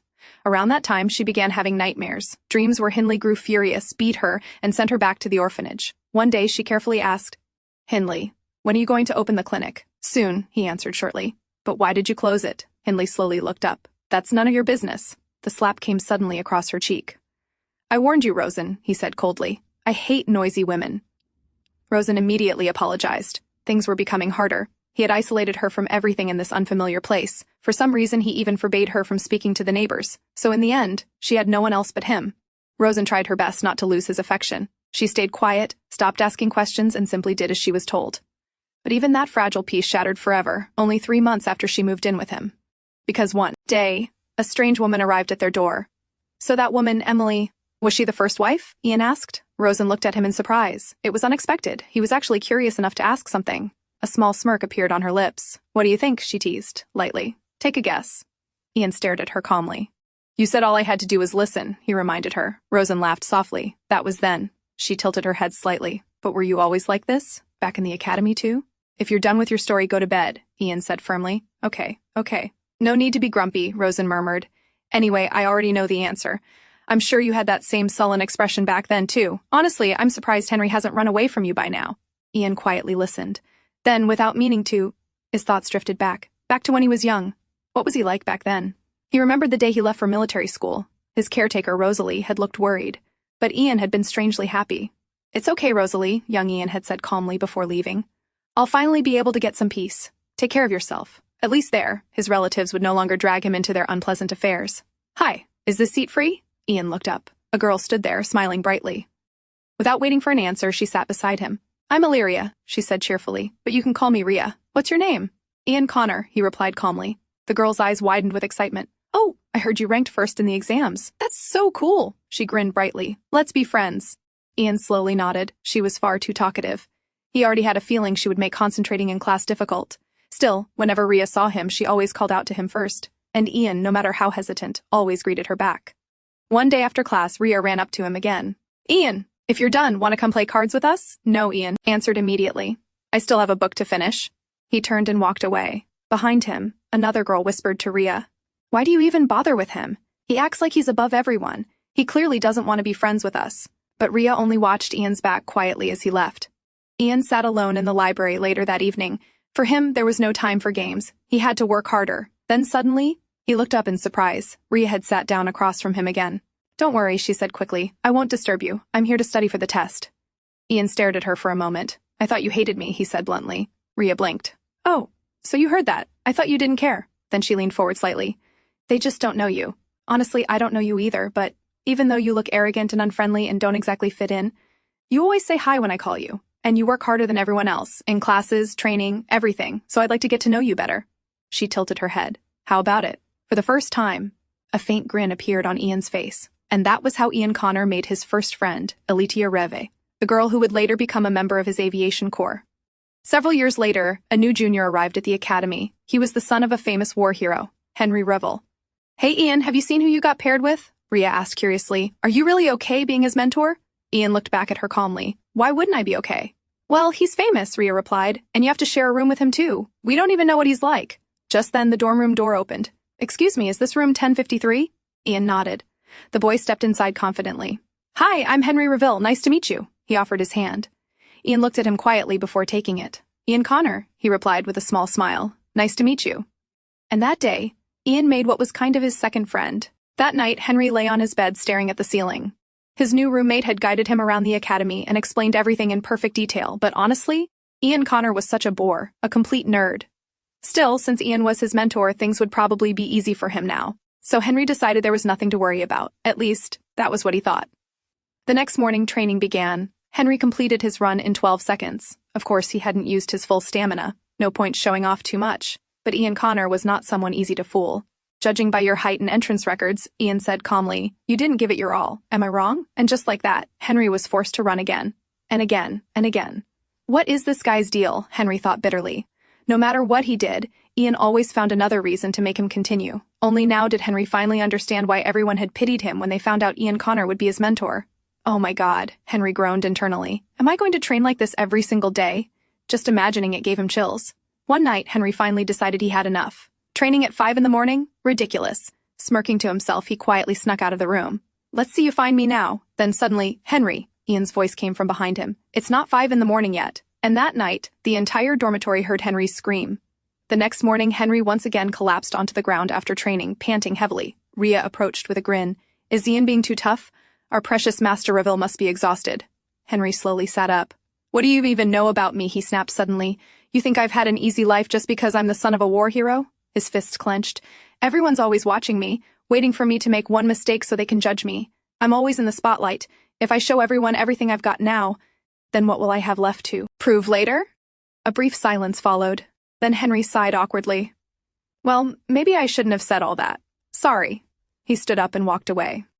Rhea quietly watched his back. For a moment, he reminded her of someone she knew. Meanwhile, Henry was dying inside from embarrassment. What was I even saying? What if Rhea told Ian Connor everything? As he walked through the academy grounds, a few classmates approached him. "Hey, want to come with us?" They were planning to sneak out. Henry had no interest and immediately refused. But one of the boys grabbed his wrist. "Oh, come on. It'll be fun." Henry pulled his hand away quickly, accidentally scratching the boy's arm in the process. "I'm sorry," Henry said immediately. "I didn't mean to," but the boy scoffed. "You think you're special or something? We only invited you because of your father." His expression twisted mockingly. "Let's see what happens once rumors spread about the great war hero's son being a bully." Nearby, Ian happened to be passing by and overheard the conversation. Henry stayed silent, until the boy smirked and added, "Wouldn't everyone love to see your father begging for forgiveness?" Before he could finish, Henry punched him. He was already furious at himself, and those words only pushed him over the edge. Did you really do this, young Master Connor?" The principal looked at Ian from across the desk. Ian sat calmly in front of him. "Yes, sir," he replied without hesitation. The principal sighed heavily. "So you are saying you started the fight, and young Master Revel was merely trying to stop it?" "Yes, sir. You understand you cannot escape punishment for this, correct?" the principal asked again. Ian's answer remained the same. "Yes, sir." The principal rubbed his forehead in exhaustion before finally speaking. "You are suspended for 1 week, young Master Connor." Ian simply nodded and stood up to leave, but just before he stepped, the principal spoke again. "And young Master Connor," Ian paused. "I assure you we will not overlook this kind of behavior next time. I hope Master Revel understands that as well." Ian quietly nodded before leaving the office. Outside, Henry was waiting anxiously. Ian approached him calmly. "Cool off for a bit," he said, "and finish your assigned chores.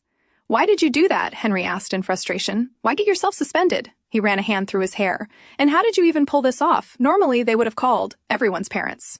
Ian sighed lightly. I spoke to the boys first, he explained. They've sneaked out before too, so they were already scared of their parents finding out. Then he added calmly, and as for me, I don't have any parents to call. Henry froze slightly. For a moment, he didn't know what to say. Ian turned away. Let's go, he said quietly. And be more careful from now on. Henry followed behind him silently before finally muttering, I thought you hated me, for being the arrogant son of a war hero or whatever. Ian glanced back at him. At least you know you're arrogant, he replied calmly. But, Ian continued, that's not a reason to hate you. Maybe you thought that because of the training. But I was only making you do what I do. His voice remained steady. Being easy on you won't help you. Once you enter this academy, no matter how young you are, you're training to become a soldier. So that's how I see you, as a soldier. A quiet silence followed before Ian spoke again. There's no telling when war will break out. His expression darkened slightly. And when we're on the front lines, if you don't give your all, you'll die. So for me, Ian continued quietly, it doesn't matter what other people think. I just don't want to see anyone I care about die. And after that day, Henry became inseparable from Ian. Almost like a younger brother following him everywhere. After a few years, the war finally broke out. And despite being so young, Ian was assigned his very first mission as commander. Commander Connor! Henry called out from behind and hurried toward him holding a newspaper.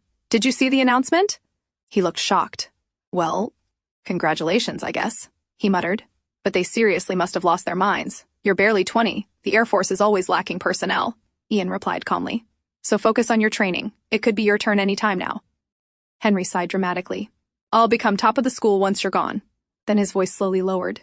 Just don't die. Ian looked at him quietly. And make sure to tell Lieutenant Illyria too, Henry added awkwardly. As you said, I also don't want to see anyone I care about die. His expression turned unusually serious. So don't you dare go dying on me. Ian stared at him for a moment, then slowly nodded. Ian Connor. Rosen's voice pulled Ian out of his thoughts. Ian looked up slightly startled. What were you thinking about? Rosen asked, resting her chin on her hand. You completely blanked out for a moment there. Ian sighed quietly. Nothing. If you're done for today, go to sleep. Rosen smirked immediately. I'm not even slightly sleepy. And now that you're back, listen to the rest of my story. Even though you still won't tell me yours. Then she tilted her head. You asked me about Emily, right? One morning, Rosen heard loud knocking at the door. She hurried to open it, only to find a young woman standing outside. Emily stared at her in confusion. Rosen was around her age. Who are you? Emily asked immediately. I'm Mrs. Howers, Rosen replied politely. For a moment, Emily froze. Then anger suddenly rushed across her face as she pushed past Rosen and entered the house. Wait! Rosen tried to stop her, but before she could, Hindley stepped out from inside. What is going on? He asked irritably. Something suddenly flew toward him. Are you insane? Emily shouted furiously. Have you completely lost your mind? Her voice trembled with rage. Taking a new wife while your old wife is still alive and well? And she's just a child at that. Rosen froze. That was the moment she found out she was Hindley's second wife. Hindley? Rosen asked slowly, unable to process what she was hearing. What is she talking about? But instead of looking guilty, Hindley simply smiled casually. Well, he said calmly, I never thought I'd be introducing you two like this. Then he turned toward Emily. Say hello, Rosen. This is my daughter, Emily. So to tell you the story, a long time ago, a man and a woman fell in love. They were both young and loved each other dearly. However, there was one thing unusual about them. The woman was able to wield magic. You see, she was a witch. Most people feared witches and shunned them, but the man did not fear her. Instead, he praised her for her power and whispered to her that it made her special. He even gave her a beautiful pendant for her to wear around her neck. You might put yourself in danger if you can't control your magic, so wear this necklace at all times. Those were the sweet words the man whispered to her. The woman deeply loved the man who had accepted her for who she was, so she did everything he asked of her.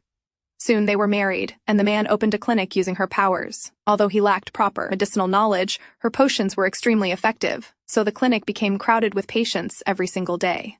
The young couple soon amassed a small fortune in that little village. However, as the man grew richer, she only grew weaker. As time passed, the woman gave birth to a daughter, but the happiness lasted only a short while. The woman's health began to deteriorate after giving birth, and her powers weakened along with it. And that was when the man finally showed his true colors. He began abusing her, beating her, treating her cruelly. One day, the woman simply could not endure it any longer, so she ran away, taking her daughter with her. But she was weak, battling illness, and with her magic bound to the man through that pendant, she could not go very far. Before long, the man found them. In an effort to protect her ailing mother, the daughter tried to attack the man using the very magic she had inherited from her mother, and once the man realized his daughter was also capable of magic, he made her a proposal. If she helped him, he would let them live peacefully, and even help pay for her mother's medicine. The young daughter, desperate for money and wanting to save her mother, accepted the deal, and as instructed, she placed her mother's pendant around her own neck. Her mother, far too ill to understand what was happening around her, was unable to warn her daughter that she must never wear that pendant. Now sitting across from Hindley, Emily finally asked, "Tell me now. Who is this girl?" Hindley sighed irritably. "She's my second wife. Is that really so hard to understand?" Emily immediately stood up and slammed her fist onto the table. "You drained your first wife's power, beat her until she became bedridden, and now you have the audacity to take a second wife?" Her eyes trembled with fury. "How dare you!" Emily reached forward to grab his collar, but Hindley remained seated, calmly smiling faintly. Then suddenly, Emily flinched sharply, clutching at her neck. "Emily, my daughter," Hindley said quietly as he stood up. "Being my daughter, why are you so stupid, Emily stood there gripping her throat painfully. "It's about time you learned something." He stepped closer. "All this talking back to me, it only ends up hurting yourself." Outside the room, Rosen sat frozen, hearing the sharp slapping sounds from inside. She quietly covered her ears. Later that night, Rosen carefully opened the door to Emily's room. Emily immediately looked up in surprise. "What are you doing here?" Rosen didn't answer immediately. She simply walked inside, carrying medicine in her hands. "I'll leave this. Here," she said quietly. "Use it for your wounds." Emily sat there silently before clenching her teeth. "You're just as crazy as him," she said bitterly. Rosen looked at her quietly. "If you weren't," Emily continued angrily, "then how could you even marry an old man like that? You must be out of your mind." Her voice turned mocking. "What did he promise you? Jewelry? Whatever it was, you're no different from him. It disgusts me." Rosen's fist slowly tightened. "What do you even know about me?" she asked sharply. Emily frowned. "Do you have any idea what kind of life I had?" Rosen's voice trembled slightly as she continued. "I never knew my parents. I was abused in an orphanage. I worked like a maid every single day while worrying I might be sold off somewhere even worse. We slept like rats in freezing cold rooms. And every time I found something to eat, even stale bread, I was grateful for it." Rosen looked directly at Emily. "Do you really think I ever had a choice?" Then she slowly turned away. "It's true that I don't know about your past, but you have no right to treat me like that. You at least had a family growing up." And with those final words, Rosen quietly left the room. The next morning, Rosen felt uneasy. Last night, she had spoken her mind to Emily without holding back, but now worry slowly crept into her chest. What if Emily told everything to Hindley? "Good morning, Rosen." Startled, Rosen turned around as Hindley wrapped his arms around her from behind. Good morning." Then she hesitated before asking carefully, Where is Emily? Why do you ask?" Hindley asked casually as he sat down on the chair. Rosen lowered her gaze slightly. "Maybe she's still sleeping after all the beating I gave her last night." He sighed dramatically. "Sorry about that. You see, I didn't intend to go that far, but it couldn't be helped. That foolish girl tried to use magic on me." "Magic?" Rosen whispered in surprise. "Oh, you didn't know?" Hindley replied calmly. "She's a witch. She inherited it from her mother." Then he smiled faintly. "But did you notice the pendant around her neck?" Rosen slowly nodded. "I gave it to her because she can't control her own powers. If she takes it off," his eyes met hers, "she'll die." Then he quickly added with a gentle smile, "Oh, don't misunderstand, it's all for her own good." Rosen had only ever heard stories about witches and fairy tales, so hearing all this directly felt overwhelming. Hindley slowly offered his hand toward her. "But don't worry," he whispered softly. "You're a good girl. You're no danger to anyone." Rosen forced herself to calm down and gently grabbed his hand. "Yes, Hindley. I'm no danger to anyone." Hindley nodded in satisfaction before pulling her into his arms. "Yes," he murmured softly, "you're everything to me now. And honestly..." Rosen liked Hindley. At the very least, he complimented her, patted her head, and held her warmly in his arms. Of course, life with him wasn't all roses, but at least it was warm. Then Hindley suddenly informed her, "Emily is going to stay with us from now on. She has to work to pay for her mother's medicine." "But why?" Rosen argued lightly. "She said so many awful things to me." Hindley chuckled softly. "She's a little aggressive, but deep down she's soft." Then he leaned closer toward Rosen's ear. "And honestly, be grateful it's her instead of her mother, otherwise this house would become complete chaos." A faint grin appeared on his lips. "Though, it might have been entertaining watching my wives grow jealous of each other." Rosen flinched slightly. Jealous? Was she? But wasn't jealousy something people felt when they feared losing someone they loved? Rosen wasn't afraid of losing Hindley. She was only afraid of losing the home she had finally found. The four walls that protected her from the cold rain, the full pantry, the warm bed. But not Hindley. So there was no reason for her to dislike Emily, or Emily's mother. Inside the kitchen, Rosen noticed a plate of sandwiches sitting on the table. They were supposedly prepared by Emily. "Why did you make sandwiches for me?" Rosen asked curiously. Outside in the garden, Emily was sorting clothes to dry under the sun. "It was just leftovers," Emily muttered quietly. "But don't you hate me, Emily?" Rosen asked, following after her. "You were furious at me the other night, and now you're making me sandwiches?" She tilted her head slightly. Are you feeling guilty? It was for Hindley, Emily answered flatly. Rosen smiled knowingly. Oh, don't lie now. Anyway, I can't eat them. Hindley doesn't want me gaining weight. Emily immediately turned irritated. That's complete nonsense, she snapped. He eats like a pig and lounges around all day. Rosen's eyes widened in surprise. Then suddenly, remembering something, she asked eagerly, Emily, are you really a witch? Emily stared at her for a moment before quietly answering, yes. Rosen's face instantly brightened. That's so cool! But then why are you working here? She asked excitedly. Couldn't you just use magic? Emily looked at her silently before turning away. Stop talking nonsense and help me with the laundry. Rosen had finally met a real witch, but somehow it felt disappointing. In fairy tales, witches could do anything. They could fly, destroy everything they hated, change the world using magic. So had the great witch Valborg lost all her power over time? Rosen wondered about that quietly, because after all those desperate prayers to Valborg, all she received in the end was Hindley. Rosen sighed softly as she stood there. I guess it's not that great after all, she murmured. All it takes is a little necklace to stop you from using magic? Emily stayed silent for a moment before whispering quietly, I can still do some simple magic. Really? Rosen's eyes sparkled immediately. Then show me, please. She looked genuinely excited.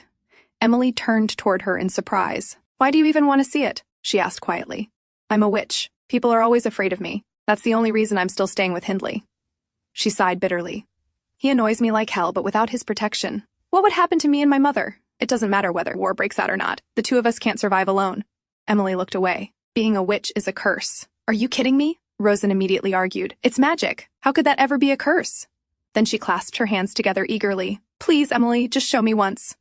Emily let out a tired sigh before slowly raising her hand, and in the next second, the water suddenly floated into the air. Rosen froze. What Emily showed her that day was the most magnificent thing Rosen had ever seen in her entire life. For that brief moment, she forgot everything. All her pain, Hindley, being trapped inside that house like a prisoner, even the loneliness that made her cry at night. And for the first time in a long while, Rosen felt certain she would finally have pleasant dreams tonight. But that very night, the sirens throughout the city suddenly went off. Rosen and Emily rushed out of their rooms in panic.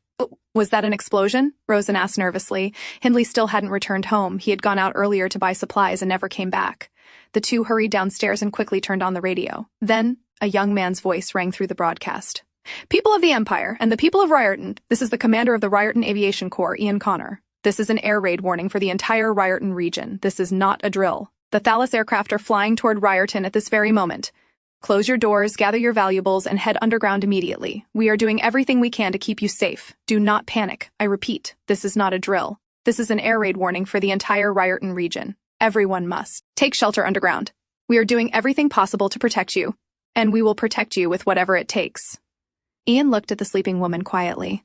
She had finally drifted off to sleep, even though she kept insisting she wouldn't fall asleep and continued talking endlessly. In the condition she was in, there was no way she could steal the keys from him. Honestly, Ian was surprised she had managed to stay awake and keep talking for that long. Then he felt her grip tighten slightly around his hand. In her sleep, Rosen murmured softly, I'm still awake, and it's just that I wanted to be loved. Ian flinched slightly at those words, but he quickly reminded himself there was only one reason she was telling him all of this. To convince him once again that she didn't do it, and he must not fall for it, because according to every report written about her, Rosen Walker was an artful and persuasive scammer, highly intelligent, dangerous. Must be careful not to be deceived when engaging in conversation. That was what every report warned him about. But then, why had she never told anyone this story before? If she had explained all this during the trial, no. Ian's eyes lowered quietly. Actually, it probably would have only convinced people even more of her guilt. Nothing would have changed except the added detail that the murder had been caused by abuse. And after everything she had suffered, how could she still consider him a hero? A man who failed to protect their hometown. Slowly, Ian slipped his hand free from hers, assuming she had fully fallen asleep now. Then he sat quietly beside the bed.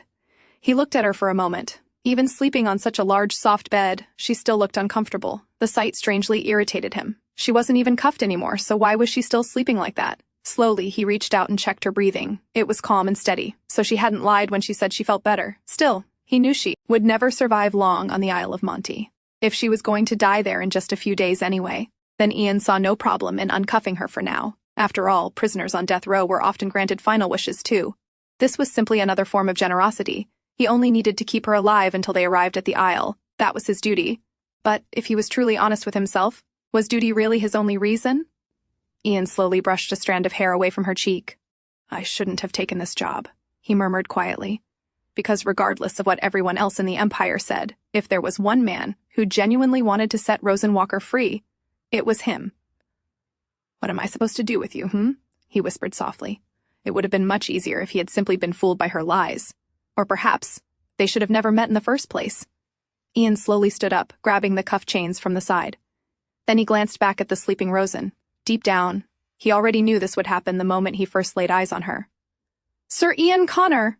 Henry's frantic voice suddenly pulled Ian awake. Ian slowly opened his eyes and looked toward Henry. But why did he look so horrified? And what was he even doing in the room in the middle of the night? Wait. Ian glanced toward the window. Morning light was already shining through. "When did I fall asleep?" "What time is it, Henry?" Ian asked groggily. Henry stared at him in disbelief. "Are you seriously worried about that right now?" he snapped. "That should be the least of your concern." "What are you even talking about?" Ian said irritably before his words suddenly trailed off. A strange tightness wrapped around his waist, his eyes slowly lowered, and widened instantly. A woman was sleeping peacefully against him, her arms tightly wrapped around his waist. The very cuffs he had picked up earlier were now locked shut, one around Rosen's wrist and the other around his own, meaning technically, Sir Ian Connor had spent the night sleeping handcuffed to his prisoner. "Did something happen last night?" "What on earth did you do?" Henry's frantic voice echoed through the room. "No. Nothing," Ian replied hesitantly. "Then tell me what this is supposed to mean?" Henry demanded, pointing directly at the bed. His face looked completely horrified. "Are you seriously saying she just crawled into your bed without your knowledge?" Ian sighed and rubbed his forehead tiredly. Why had he fallen asleep here of all places, and like this too? "It's her bed," he muttered quietly. Then he glanced at Henry coldly. "And stop yelling, she's asleep." Henry looked even more shocked. "Please don't tell me this is what I think it is," he whispered dramatically. "Please, say something. Relax," Ian answered immediately. "It's nothing like what you're thinking." Then he added flatly, "And as you can see, we're both fully dressed." After saying that, Ian suddenly looked back at Henry. "And why are you here anyway? Didn't I tell you you're not allowed around her?" Henry scoffed loudly. "Like you have any right to say that right now." He pointed at Ian accusingly. "You're the last person who should be accusing me of anything. You're the one caught in bed with a prisoner." His expression twisted in disbelief. "What happened to the Ian Connor I know?" Ian stayed silent as he slowly unlocked the cuffs. Henry immediately noticed. "And what's with the cuffs?" he asked, completely confused. "Why did you cuff yourself to her? And why are you even unlocking them now?" Ian ruffled his hair in annoyance, taking a drag from his cigarette. "No reason," he answered calmly. "I'm just keeping watch." But Henry clearly wasn't satisfied with that answer. He grabbed the cuffs, preparing to lock them back onto Rosen again, when Ian's cold voice suddenly stopped him. "Henry." Ian looked directly at him. "Put those down." Henry stared at him in disbelief. "Are you seriously planning to keep her uncuffed? Have you completely lost your mind?" Ian took another slow drag before answering calmly. "She attempted suicide, and I have to keep her alive until we reach the Isle. So I told her not to try anything again, and she agreed. But in exchange, I promised to keep the cuffs off, and she promised to stay put." Henry looked absolutely unconvinced. "And you trust her? And how could she even hurt herself while wearing cuffs anyway?" "No," Ian answered bluntly. "I don't trust her." Then his expression darkened slightly. "But she's unpredictable. Yesterday we were only supposed to have dinner, right? Yet even with her hands cuffed." Ian slowly looked toward Rosen sleeping peacefully on the bed. "Did you already forget what happened?" Henry quietly lowered his gaze. After all, Rosen had specifically asked him for the Maria fruit, and Ian knew Henry still felt guilty about that. Finally, Ian broke the silence. "Anyway, why were you here?" Henry quickly remembered why he had come. "Oh, right. The captain said a school of magical sea monsters is crossing our path. Apparently there are a lot of them. They usually avoid large ships like this, but in the worst-case scenario, we might have to divert course." He sighed. "So we could arrive 1 or 2 days later than expected. The captain asked me to inform you so you could notify higher-ups." "I see," Ian answered quietly. Then he turned back toward Henry. "You can leave now if there's nothing else." Henry narrowed his eyes suspiciously. "Are you sure I can leave the two of you alone together?" "Enough with the nonsense," Ian replied immediately. Only then did Henry finally leave the room. The cabin became quiet again. Ian slowly turned and looked at Rosen sleeping peacefully on the bed. Arrived later than expected, then Rosen would have 1 or 2 extra days before reaching the Isle of Monte. Ian sighed heavily before sitting down on the floor beside the bed. Henry was right. He really must have lost his damn mind. Rosen, now awake, looked out the window. Just a moment ago the weather had been beautiful, but now heavy rain poured endlessly outside. Then her eyes shifted to the front of the room, and her brows immediately frowned, seeing the unwanted guest sitting there. Henry sat across from her calmly playing chess by himself. He moved another piece, and won again. Rosen stared at the board irritably before suddenly kicking it over with her foot. "Hey, what are you doing?" Henry shouted. Rosen glared at the overturned board in annoyance. Henry had brought this dumb game rich people played, and she didn't even understand the rules. It was unbelievably irritating. "You can leave now," she said coldly. "I want to rest." Henry glared back immediately. I'm not leaving you two alone together."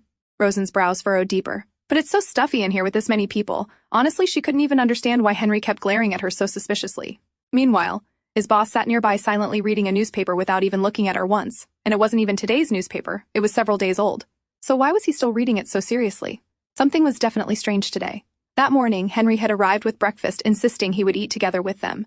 Then afterward, he even brought this stupid chess game, saying he wanted to play with Rosen. What exactly is wrong with him? Rosen wondered irritably. Is this some new way to torture me? Henry sighed heavily. Sorry, but I'm not leaving this room. How could I possibly leave you alone with Sir Connor?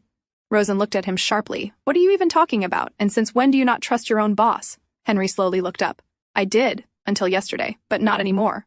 Rosen frowned in confusion. What, did these two get into some kind of fight? But if they did, shouldn't they solve it themselves? Why drag her into it? Finally, Rosen let out a tired sigh.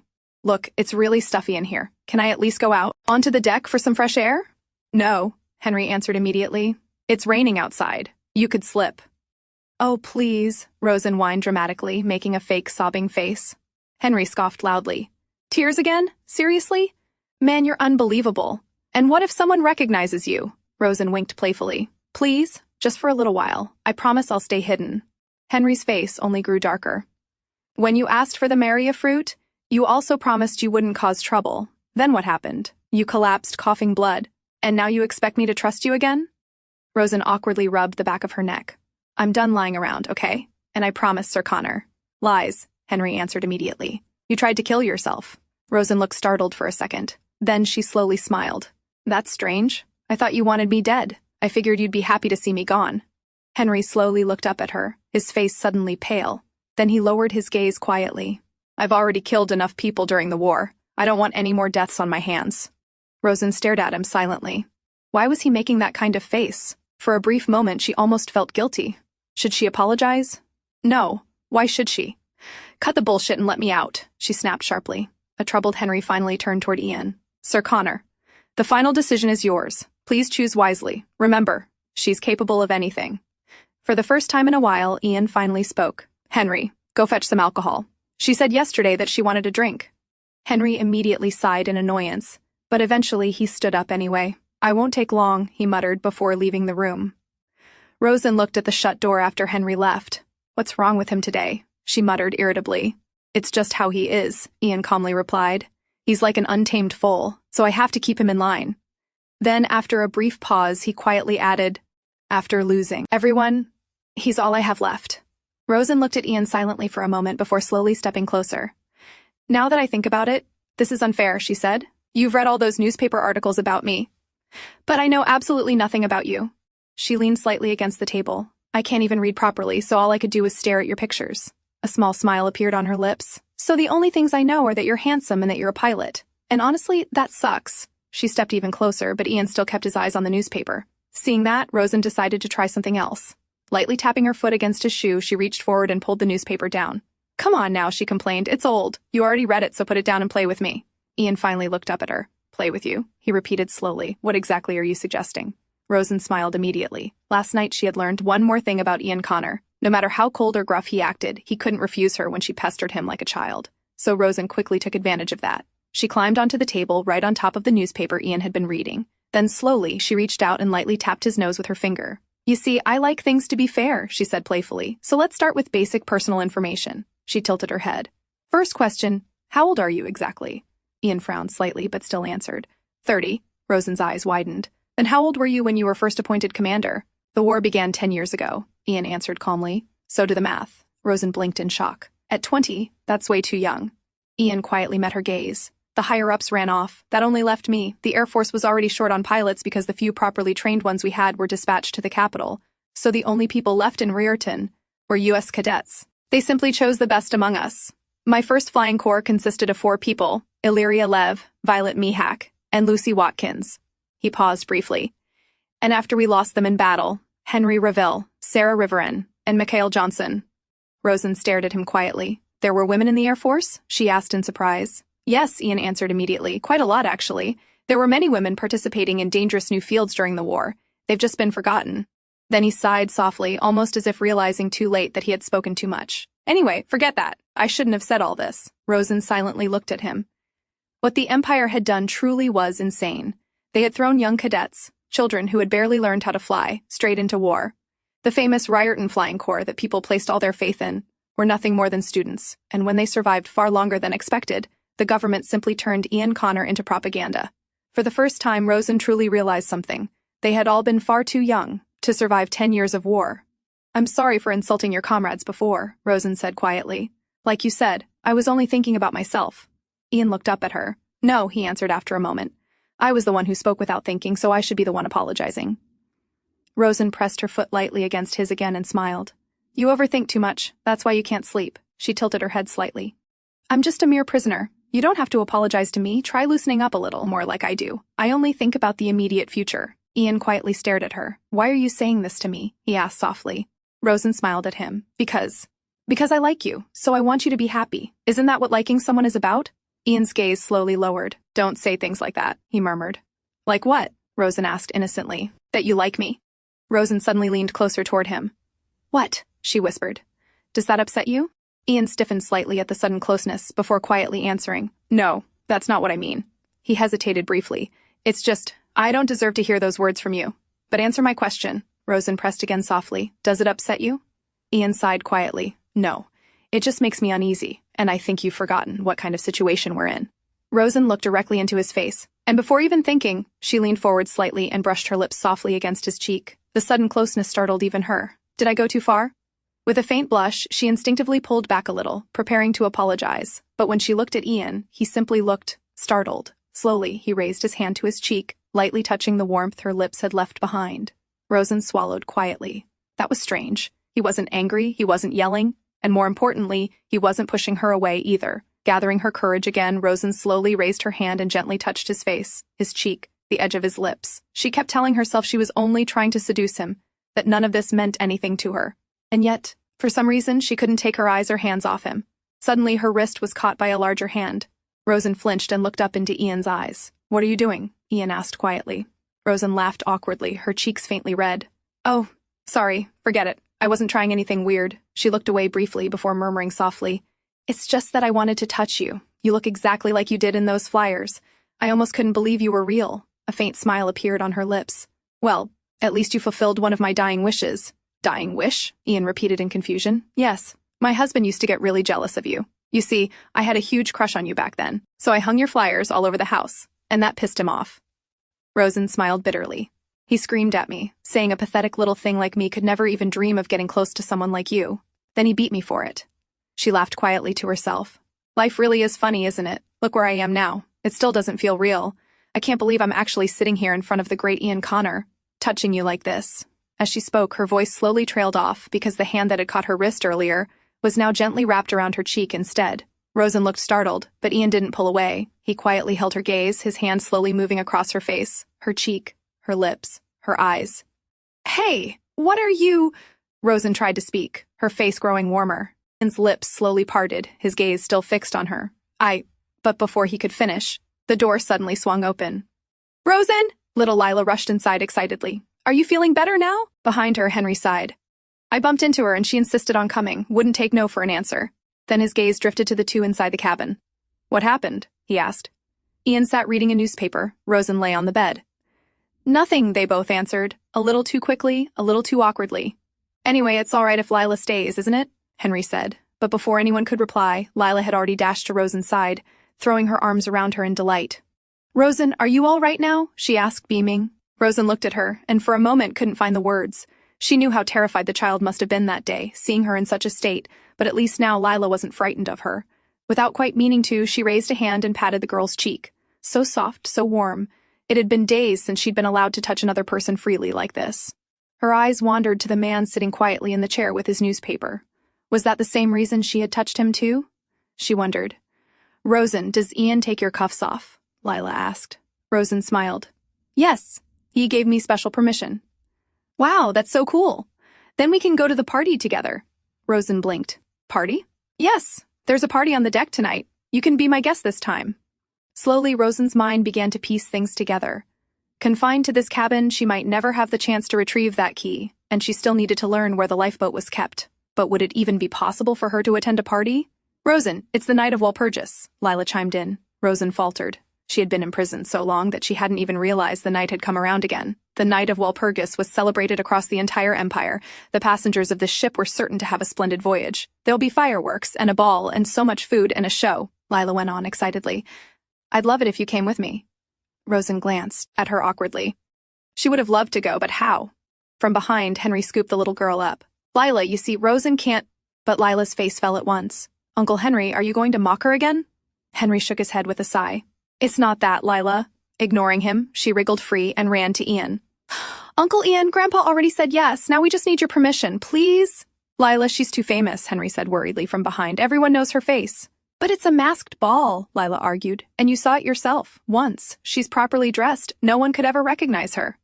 Rosen smiled to herself, watching the little girl fight on her behalf. She truly took after her grandfather. Then her eyes drifted back to Ian. There was no way he would allow it.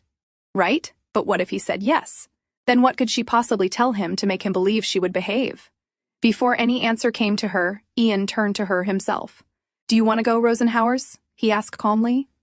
Her eyes widened. Had he really just asked her that? Was he serious? She had no idea what this man was thinking, but this was her only chance, so she seized it. Yes, I want to go. Henry rushed forward, frantic. Sir Ian Connor, are you really going to let her go? He asked in disbelief. Ian replied evenly. I've already given her so much special treatment. What's one more? He reached out and patted Lila's cheek. Besides, she saved Lila. Rosen, who had never once been to a party in her life, still couldn't quite believe she was actually going. Lila, on the other hand, could hardly contain her joy. When they'd first met, the girl had told her she was frightened of Ian Connor. Yet look at her now. She had him wrapped around her finger, Rosen thought happily, before glancing once more at Ian. What had he been about to say to her earlier? Perhaps she would never know. Then she looked out the window. Tonight was the night of Walpurgis, and she still remembered her second night of Walpurgis. Rosen had been 16 then. Following the first air raid, word spread through the entire empire. The nation was at war.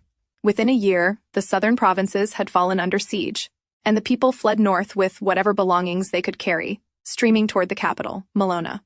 But Rosen kept her faith in that voice from the sky. In a time of such chaos, the Flying Corps and their young commander were all the people of Ryerton could rely on. Everything would be all right. She was certain of it, because Ian Connor had said so. If he said so, then Ryerton would be safe. That's what she believed. Hurry up, Rosen, we have to get home before Hindley does, Emily called.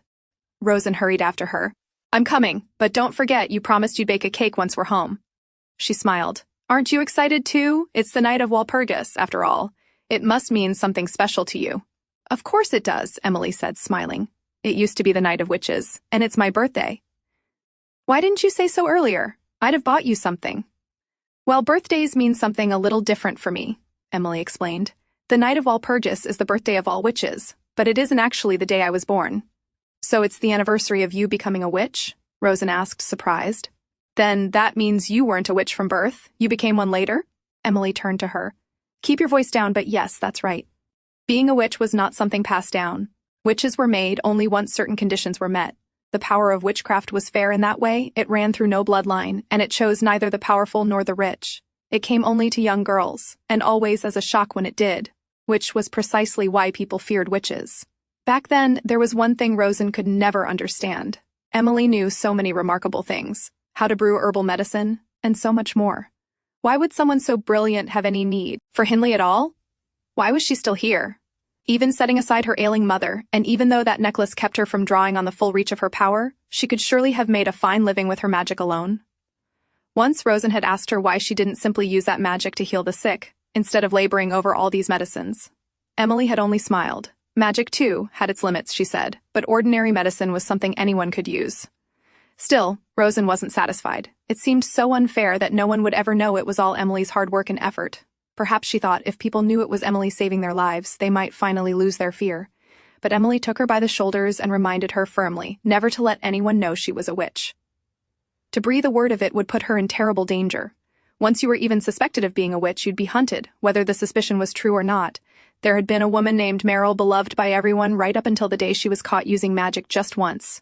It was power that frightened people, and that fear turned all too easily into anger. but Emily was not that kind of person.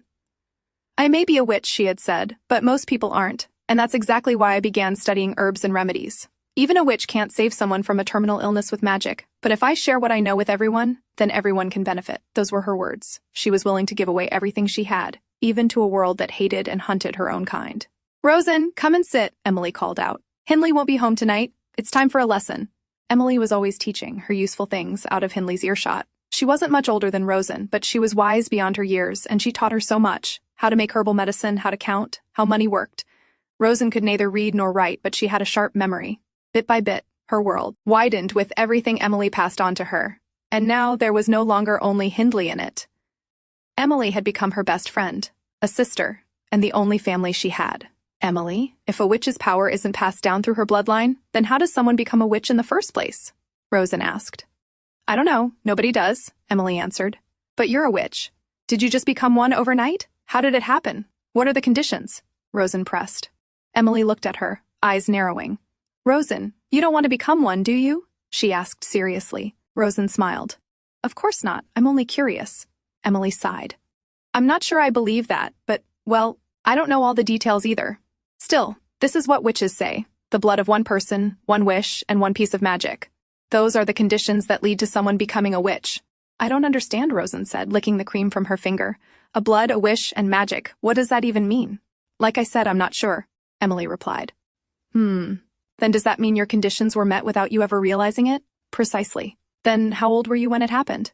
I was 6, and I did want it, though sure, my life grew harder afterward. And my mother was beside herself. But I wasn't sorry, Emily added with a small laugh. Then she picked up a strawberry. Rosen, I can't tell you exactly how a person becomes a witch, but I can at least tell you why eating this cake tonight matters. You know what they say. If you make a wish over the cake, Valberg will grant it. She cut a slice and handed the plate to Rosen. This is the blood of a person, and by lighting this candle and offering a wish to Valberg, there, now we have our wish, Emily said, touching the flame to the wick. Rosen smiled. I never knew these traditions meant so much. I always thought they were just an excuse. But then, what about the magic? Does that mean the wish coming true? She asked, curious. Rosen, have you ever made a wish over a cake? Emily asked. Rosen giggled. I have, but not over a cake, she said. Then she fell quiet, remembering.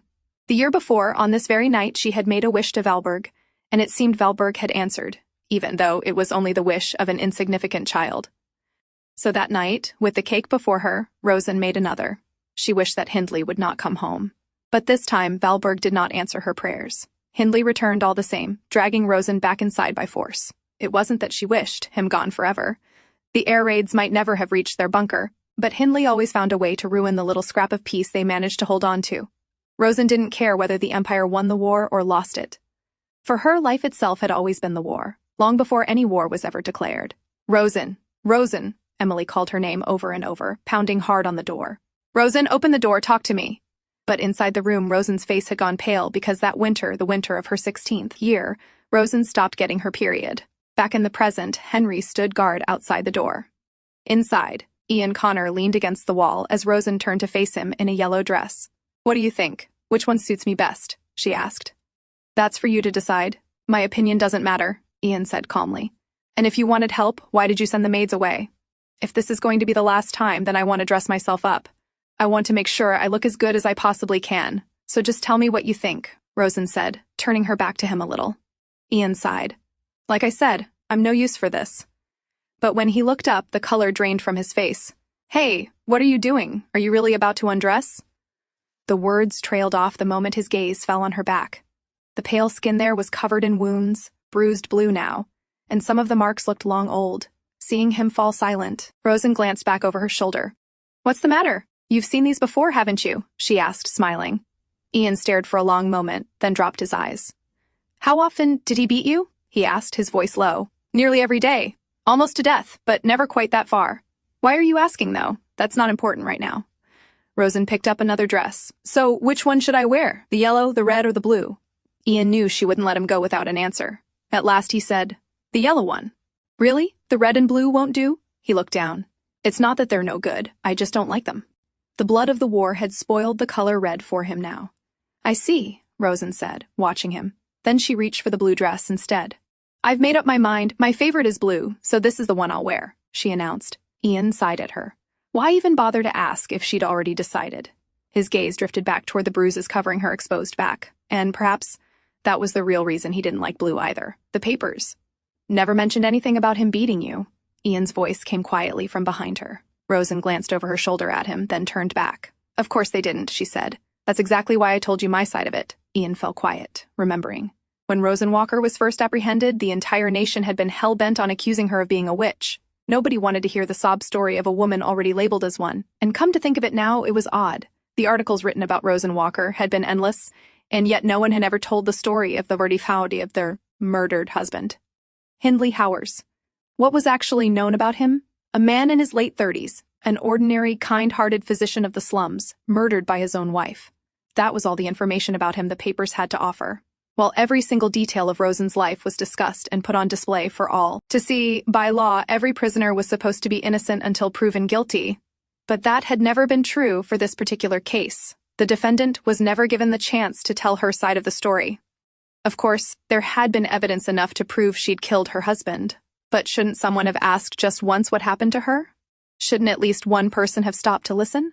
You should have testified in court about the abuse, Ian said. Even if it had worked against you, they wouldn't have been able to label you a witch. Maybe you're right, Rosen said after a while. But they were so eager to kill me regardless. And I don't care about being hated by people I hardly even know. She reached behind her, fumbling with the knot of her dress. Anyway, it's over now. But what's gotten into you? Are you on my side now? Earlier you didn't even want to hear it. And now you're feeling sorry for me? Looks like you need help. Ian said, seeing her fumbling. Let me call your maids. No. Rosen's voice was firm. You do it. You're my partner tonight, and I've heard that men are supposed to help their partners at parties like this. So it's your job to dress me. Ian sighed. Fine. He stepped closer and lowered himself onto one knee. Tie it beautifully, all right? Not some weird soldier's knot? Yes, I know. I'm not an idiot, Ian murmured, tying it. And as he worked, his gaze fell again on her back. How had she become such a tenacious survivor? What was it that lit such a fire within her? Sir Ian Connor, Rosen said, turning slightly toward him. I can see it in your eyes. How much you pity me. Ian looked up. She had already turned away again. Well, you don't have to make any excuses for it, she went on, because I'm glad you feel sorry for me. Ian stood up. I thought you hated being pitied. Well, coming from someone I have a crush on, it's better to be pitied than to be hated by you, she said, sweeping her hair back.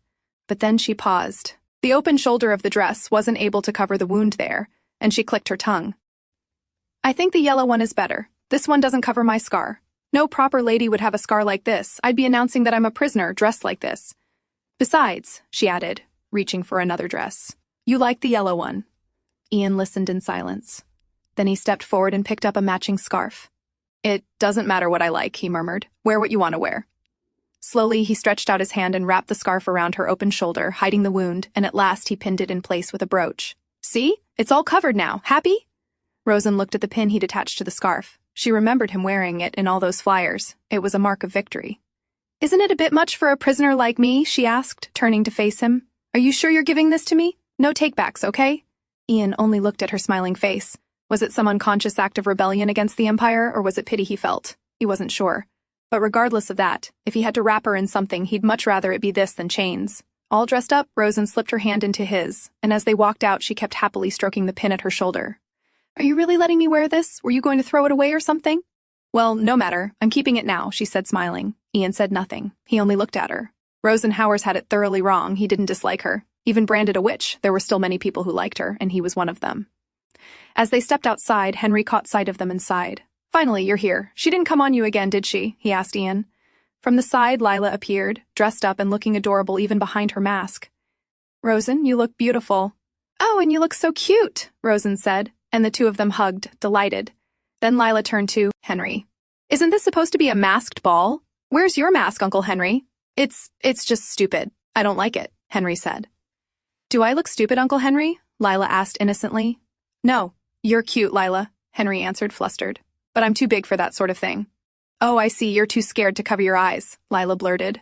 Henry's face went pale. Lila, you can't just blurt out everything. But Uncle Henry, you shouldn't keep it a secret. The doctor said everyone should know so they can help you, Lila pressed. Confused, Rosen looked to Ian, asking with her eyes what the child meant. Ian averted his gaze and spoke. Your vision can be affected when you fly. It's common with fighter pilots.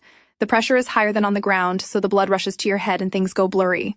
Henry sighed in irritation. Were you also set on treating me like I have some problem? He muttered. Rosen looked at Henry quietly. He could no longer bear heights, nor death, nor even a mask. She remembered something Maria had once said: war makes people sick, and a soldier doesn't have to lose a limb to feel it.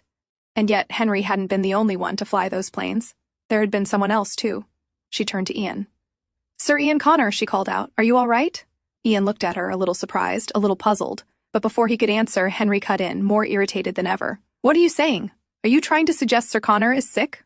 Rosen faltered. No, I only meant that you were both pilots, and he isn't wearing a mask either, so I was wondering. Henry scoffed. He's nothing like me. Sir Ian Connor, sick? If he were sick, what else would we have left? So much had been left in ruins after the war, and the nation needed at least one good thing to remain intact. Ian Connor was the symbol of victory, the one thing that could not be destroyed no matter what. But Rosen wondered, wasn't that too much for any one man to carry? What if he too was sick, only pretending to be fine, and everyone around him simply buying the lie? He wouldn't even be allowed to let anyone know, he'd just be rotting away from the inside alone. But why are you in uniform? Henry asked Ian. I'm her guard and I'm on duty, Ian replied calmly. So I see no need to wear anything else. Then I can guard her, Henry offered. I don't trust you, Ian said firmly. Henry's mouth fell open in disbelief. You're still saying that? Anyway, I don't trust you either, not after what I saw this morning. Then his face turned serious. And you won't even get married, so of course I have my doubts. You're one to talk, Ian replied calmly. You're no different. No, it's different for me. I'm younger than you, and I have Lila to take care of. But you, why haven't you married? Ian's brow furrowed. Enough, Henry. I've had quite enough of that from the captain. I don't need it from you too. Then he turned to Rosen and offered his hand. Let's go, Howers. Put your mask on. Slowly, Rosen placed her hand in his, and together they strode out. Outside, the whole festival was in full booming swing. In all her life, Rosen had never seen a party so grand. Only now did she realize just how colorful the world truly was, beyond the gray confines of her prison. Her eyes drifted to the man at her side, her partner for the evening, none other than Ian Connor himself. No one would ever recognize her now. Without thinking, she gave his hand a squeeze. Ian looked at her. Don't get too close, he reminded her. It might look suspicious. I'm fine with that, but what about you? Rosen said. I mean, I have nothing left to lose. It isn't the same for you. Just don't talk to anyone, Ian instructed. I'll deal with them. You only have to nod along.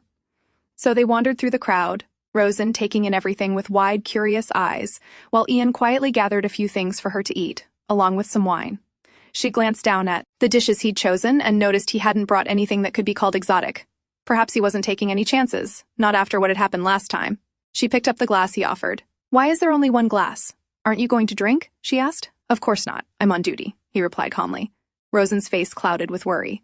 This wasn't good at all. If he wouldn't drink, her plan was ruined.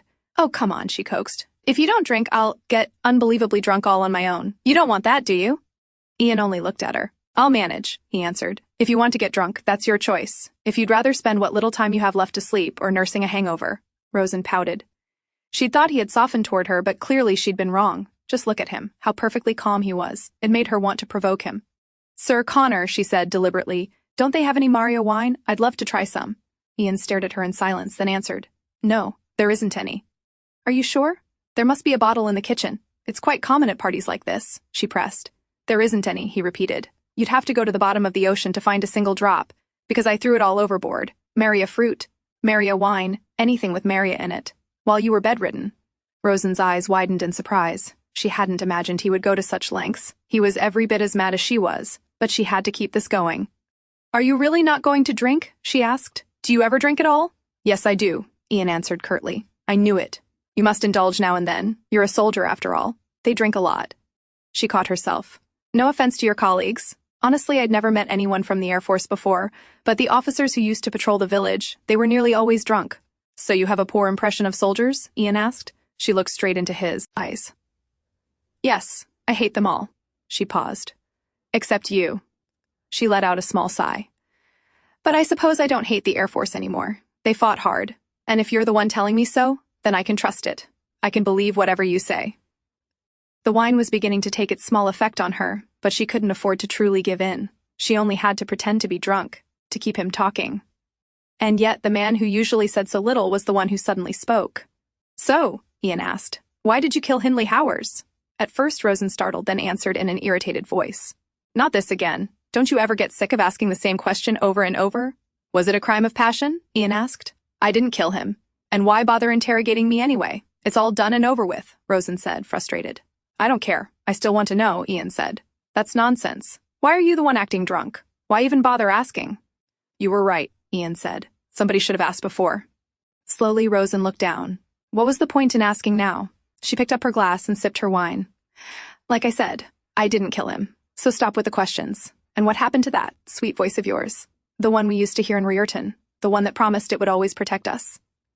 Then something occurred to her, and she asked, Do you have a pen? Ian's eyebrows knit together. A pen? What are you up to now? Nothing. I'd just like an autograph. From the hero himself. That's all, she said with a smile. There had been a guard at her prison cell who was forever bragging about owning Ian Connor's autograph. I have a pen but no paper, Ian replied. Then you can sign on my hand, Rosen said. And why would you even want that? Because I love you. She met his eyes with hers. I love you, Ian Connor, so please just give me the autograph, and if you can, sign it in permanent ink so I can look at it when I die. She reached out, drew the pen from his pocket, and pressed it into his hand, then offered up her palm. Now hurry up and do it, she added, smiling. At last Ian sighed, took her hand and signed. Rosen watched him the whole while. He really was a strange man. She was being completely ridiculous right now, yet he still responded so earnestly, and he seemed accustomed to it. She bet he had done this thousands of times before. There were always people watching him, always admirers, always expectations. Yet once he had admitted that he hated crowds. He wasn't really suited for being famous, but someone had to do it. It must have been exhausting. He had comforted an entire empire during the war. But who had comforted him? He might be a hero, but heroes were still only human. How did you make it through the war? The question escaped Rosen before she could stop herself. Ian halted, looking up. I mean, I was just thinking that a hero needs a hero too, she added. It's not as though you could simply look in the mirror. Ian didn't answer. There, he said instead, pointing at the name. Why are you avoiding it? Rosen began, but then she paused, looked down at her hand and flinched. What is this? She looked at him. Are you making fun of me? This isn't your name. She stood and held out her palm. Do you think I can't recognize your name? Are you really mocking me? She demanded, angry. Rosen could neither read nor write. She couldn't even write her own name. But there was one word she had no trouble reading at all, because she had seen it so many times in those flyers. It was forever engraved in her mind. She snatched the pen from his hand, took hold of his, and wrote Ian's name across his skin. See? This is your name. Now do you believe me? Ian looked down at his palm. There was his name, written in the clumsy hand of a child. I told you I like you, and yet you trick me, Rosen said, disappointed. I wrote your name, Ian murmured quietly. Startled, Rosen raised her palm and looked again, and there was a lovely flowing script. It was her name. Why did you write my name? She asked softly. Ian sighed. Just because I wanted to, he replied. She sat back down. So, is it Rosenhauer's? No, Rosen Walker. Rosen looked down. He had always called her Rosenhauer's, but she was glad he had written Rosen Walker. She glanced up to find him still staring at his palm. If you don't like my handwriting, I can wipe it off for you, she offered. But he closed his hand around it. No need, he said. Rosen pouted. Then why was he still staring at it? But just then the music swelled behind them, and everyone drifted toward the dance floor to savor the festival. Rosen sprang happily to her feet. Sir Ian Connor, she said, running over and seizing his hand. Dance with me. Ian looked at her calmly. After a moment he replied, I'm sorry, but I don't dance with drunkards. Did you just refuse a lady's request for a dance? Do you still dare call yourself a gentleman? Rosen huffed, then smiled. See, I sound just like a captain, don't I? Henry told me to introduce myself as a relative of the Revel family, which makes me a proper lady for the night. So come on, hurry up. She chuckled and strode forward. Ian pushed himself up from the table and caught her hand. Rosen, he called in a low voice. The night air smelled sweet. Let's call it a night. You're drunk, Ian said. Rosen's mouth fell open. What a mood killer. So what if I'm drunk? What's the problem? Now come on, let's go dance, she insisted. I can't dance to this one. I only know the waltz, Ian said. Wow, what a waste of a handsome face, Rosen muttered. I learned the waltz at the military academy. After that, I spent 10 years at war. So, Ian added. So that's why you don't have a girlfriend, Rosen said, crossing her arms. But then she leaned in close to his face. But then, are you saying it isn't that you don't want to dance with me? It's only that you don't know how? She said in a flirtatious voice. She grabbed his hand and pulled him along with her. Let's just go. We'll wait for a waltz. She led him to the edge of the ship. Let's wait here, she said, leaning close to the deck railing. At last, she had her chance to look around. But as she scanned the deck, Ian came and stood beside her. Hey, why are you getting in my way, blocking the view? She complained. You're being too obvious, Ian said calmly. Rosen pouted. She really should have gotten at least a little wine into him. Sir Ian Connor? She called, turning his face toward hers. You should keep your eyes on your partner, you know. What are you? Ian began. But before he could finish, the music behind them changed. Rosen turned toward it. I know this song. It used to play in the square in Ryerton. Emily told me its name, she said. It had been so long since she'd spoken Emily's name aloud. You know, everything I learned from Emily. She's so clever, Rosen added. Until now, Rosen had avoided talking about Emily, afraid that somehow it might lead people back to her. This person you're talking about, Emily Howers, Ian said. Where is she now, and why were you left all alone? His face wore the look of a man who was worried. Rosen looked at him in shock. She had never imagined Ian would be curious about Emily's disappearance. Or wait, was he suspecting that Emily had been her accomplice? Or was it actually possible that he believed Rosen had been wrongly accused for something Emily had done? I don't know, Rosen replied firmly. But I don't understand how nobody questioned it in court, Ian said, genuinely puzzled. Isn't it obvious? Because she had nothing to do with it. She didn't kill Hindley, and I know nothing about where she is now. Ian frowned thoughtfully. But it could have changed the verdict. Or perhaps we could mention it now. Rosen immediately cut him off. What's done is done. And I know nothing, so stop questioning me. You won't get answers from someone who doesn't have any. She leaned against the railing, intentionally looking away from him. It felt as though he was staring straight into her soul. It was true that she had wanted Ian to listen to her story. But she had never wanted him to become this invested. She never wanted him to actually believe her. All she wanted was for him to pity her for a little while. Long enough for her to steal the key. A little irritated, she turned back toward him. Anyway, why are you doing this? And why are you angry with me? You keep furrowing your brows all the time, she huffed. I'm not used to that side of you.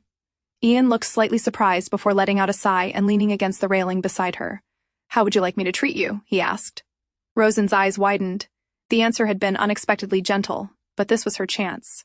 Like a friend from home, she answered. Like someone you're meeting again after a long time, someone who doesn't have long left to live. And we're both from Ryerton, remember? Before Ian could answer, a large wave suddenly struck the ship. The deck tilted sharply. Rosen lost her balance. Her heels couldn't hold her, and just as she thought she would tumble off the deck, a large hand wrapped around her waist, catching her smoothly against him. She looked up at him. Be careful. His voice was calm. We're at sea. For a moment she simply stared at his face. Then she remembered. This was her second chance, and she couldn't afford to waste it. Slowly, she leaned closer and wrapped both arms around him, holding him tightly. Ian froze instantly. After a moment, he looked down at her. Rosen, are you drunk? I'm not drunk. She lifted her gaze toward him. I'm dying anyway, so let me have this much. Then her expression suddenly became serious. Sir Connor, this ship should carry military supplies, shouldn't it? I mean, some herb that brings on sleep. No, actually, something poisonous. Don't soldiers keep that kind of thing in case they're captured by the enemy? What on earth are you thinking? Ian asked. Rosen tightened her grip on his coat. Don't you feel sorry for me? And I promise I won't use it on this ship. I'll wait until I reach the Isle of Monte. It's a win-win. I'll use it there and quietly go into the good night. Do you really want to watch me suffer? Of course she was lying. She had no intention of doing anything like that. She was simply trying to shake his composure, trying to find a crack in his armor. Or perhaps, she continued softly, do you hate me so much that you'd rather see me die painfully? Ian listened quietly. Then suddenly, his arms tightened around her, pulling her into a firm embrace. I know nobody will believe me, he whispered near her ear. But trust me, I have never hated you, not once. Rosen looked genuinely surprised. Then a small smile appeared on her face. Thank you for saying that even if it's a lie, it still makes me feel good. She slowly pulled away. You'll probably regret hugging me on impulse, but don't worry, you deserve to live loosely and freely for at least one day of your life. For the first time that evening, Ian smiled. Rosen pouted. Just look at that face, and that smile. Now she completely understood why the government had chosen him as the Empire's poster boy. Who could possibly say no to a face like that? As she glanced around, she noticed everyone staring at them. The sudden embrace had attracted quite a bit of attention, especially the women, and they weren't even trying to hide it. Which one do you like? Rosen asked teasingly. Ian ignored the question. Rosen suddenly blinked. Then her eyes widened dramatically. Wait, don't tell me you've never been with a woman. Ian frowned immediately. Shut up. Oh my God, you're serious. Rosen looked completely amused. I said shut up, and stop causing trouble for me. Fine, fine, she laughed. But why? Are you a huge germaphobe or something? You're still going on about this? But no, I'm not. Rosen tilted her head. Then, do you like men? She whispered it as though sharing a secret. No. The answer came immediately. Rosen secretly felt relieved. Otherwise, what would happen to her plan? Then, she leaned even closer. Is there some problem down there? Ian looked up exasperated. You're driving me insane. But no, I don't have that kind of problem. Now please mind your own business. You're clearly drunk, so sit there, he said, settling her down on a side sofa. Rosen fought hard not to doze off from the wine. Just then, her eyes fell on the lifeboat, and they sparkled. Her mind began to race. Where am I? She fixed the spot in her memory. She could slip away in the dead of night, reach this lifeboat, turn the lever to lower it, and then use the key to get it up and running. But wait, where is the key? Right. In the end, it all came down to the key, and just as she was about to speak to Ian, a man strode forward from the side. "Excuse me, but I'd like to know, miss, are you the partner of Ian Connor?" he asked. Rosen looked at the man in confusion. Who was he? Why was he suddenly interrupting them? And more importantly, she wasn't even sure how to answer his question. Before she could say anything, Ian stepped forward. "Yes, she is my partner, Sir Gregory," he said. "But what business could you possibly have with her?" Gregory smiled. "Nothing. I simply wanted to talk to her." Then his eyes drifted between the two of them. "I have to admit, though, it's surprising to finally see you with a lady you're this close to." His smile slowly curled into a smirk. Rosen glanced between the two men. They both addressed each other as Sir, so Gregory was clearly a soldier as well. But they certainly didn't seem like friends. Perhaps they had attended the academy together? Whatever the case, Ian looked noticeably uncomfortable, and that made Rosen a little uneasy. Gregory turned toward her. "By any chance are you mute, miss?" He smiled politely, or perhaps just shy. Then he offered his hand. "It would be an honor if you dance with me."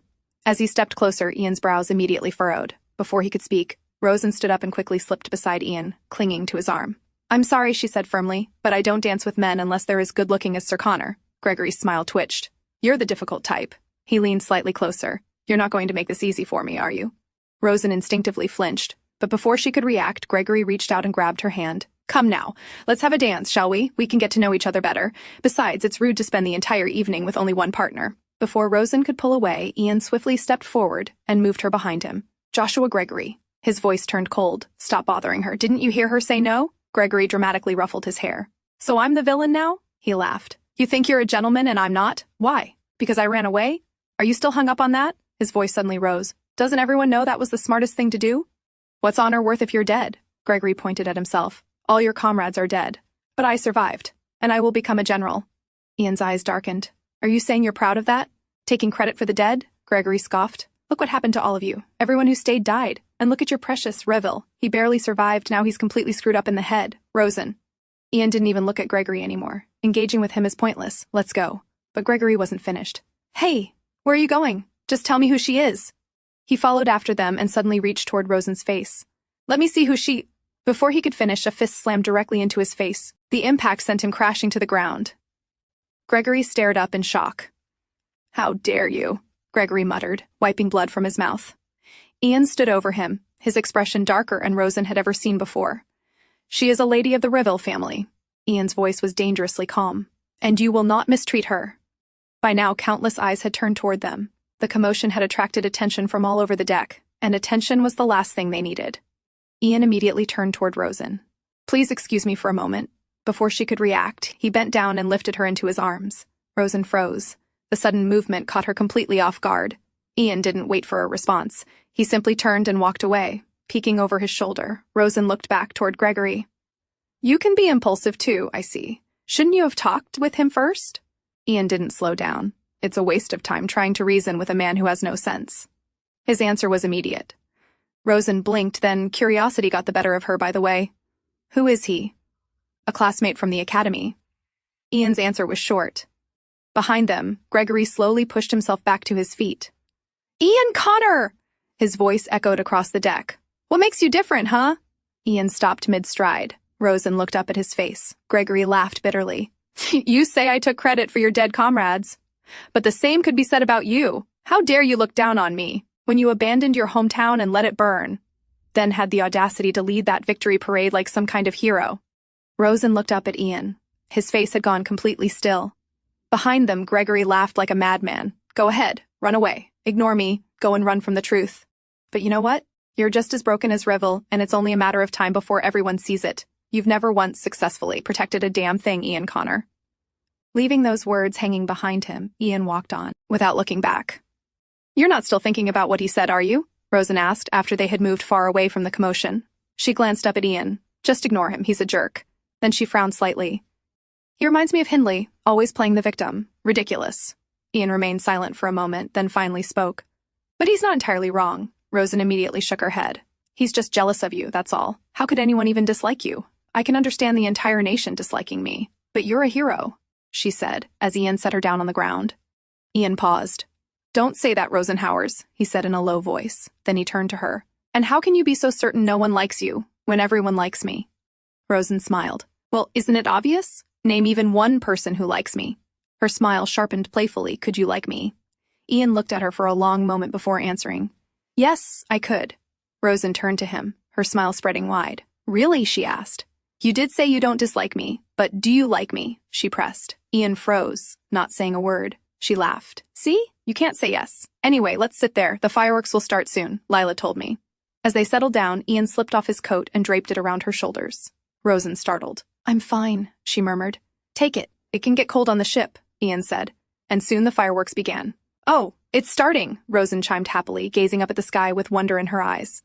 Following her, Ian looked up too. One after another, the show unraveled overhead, the sky drenched in light and fire.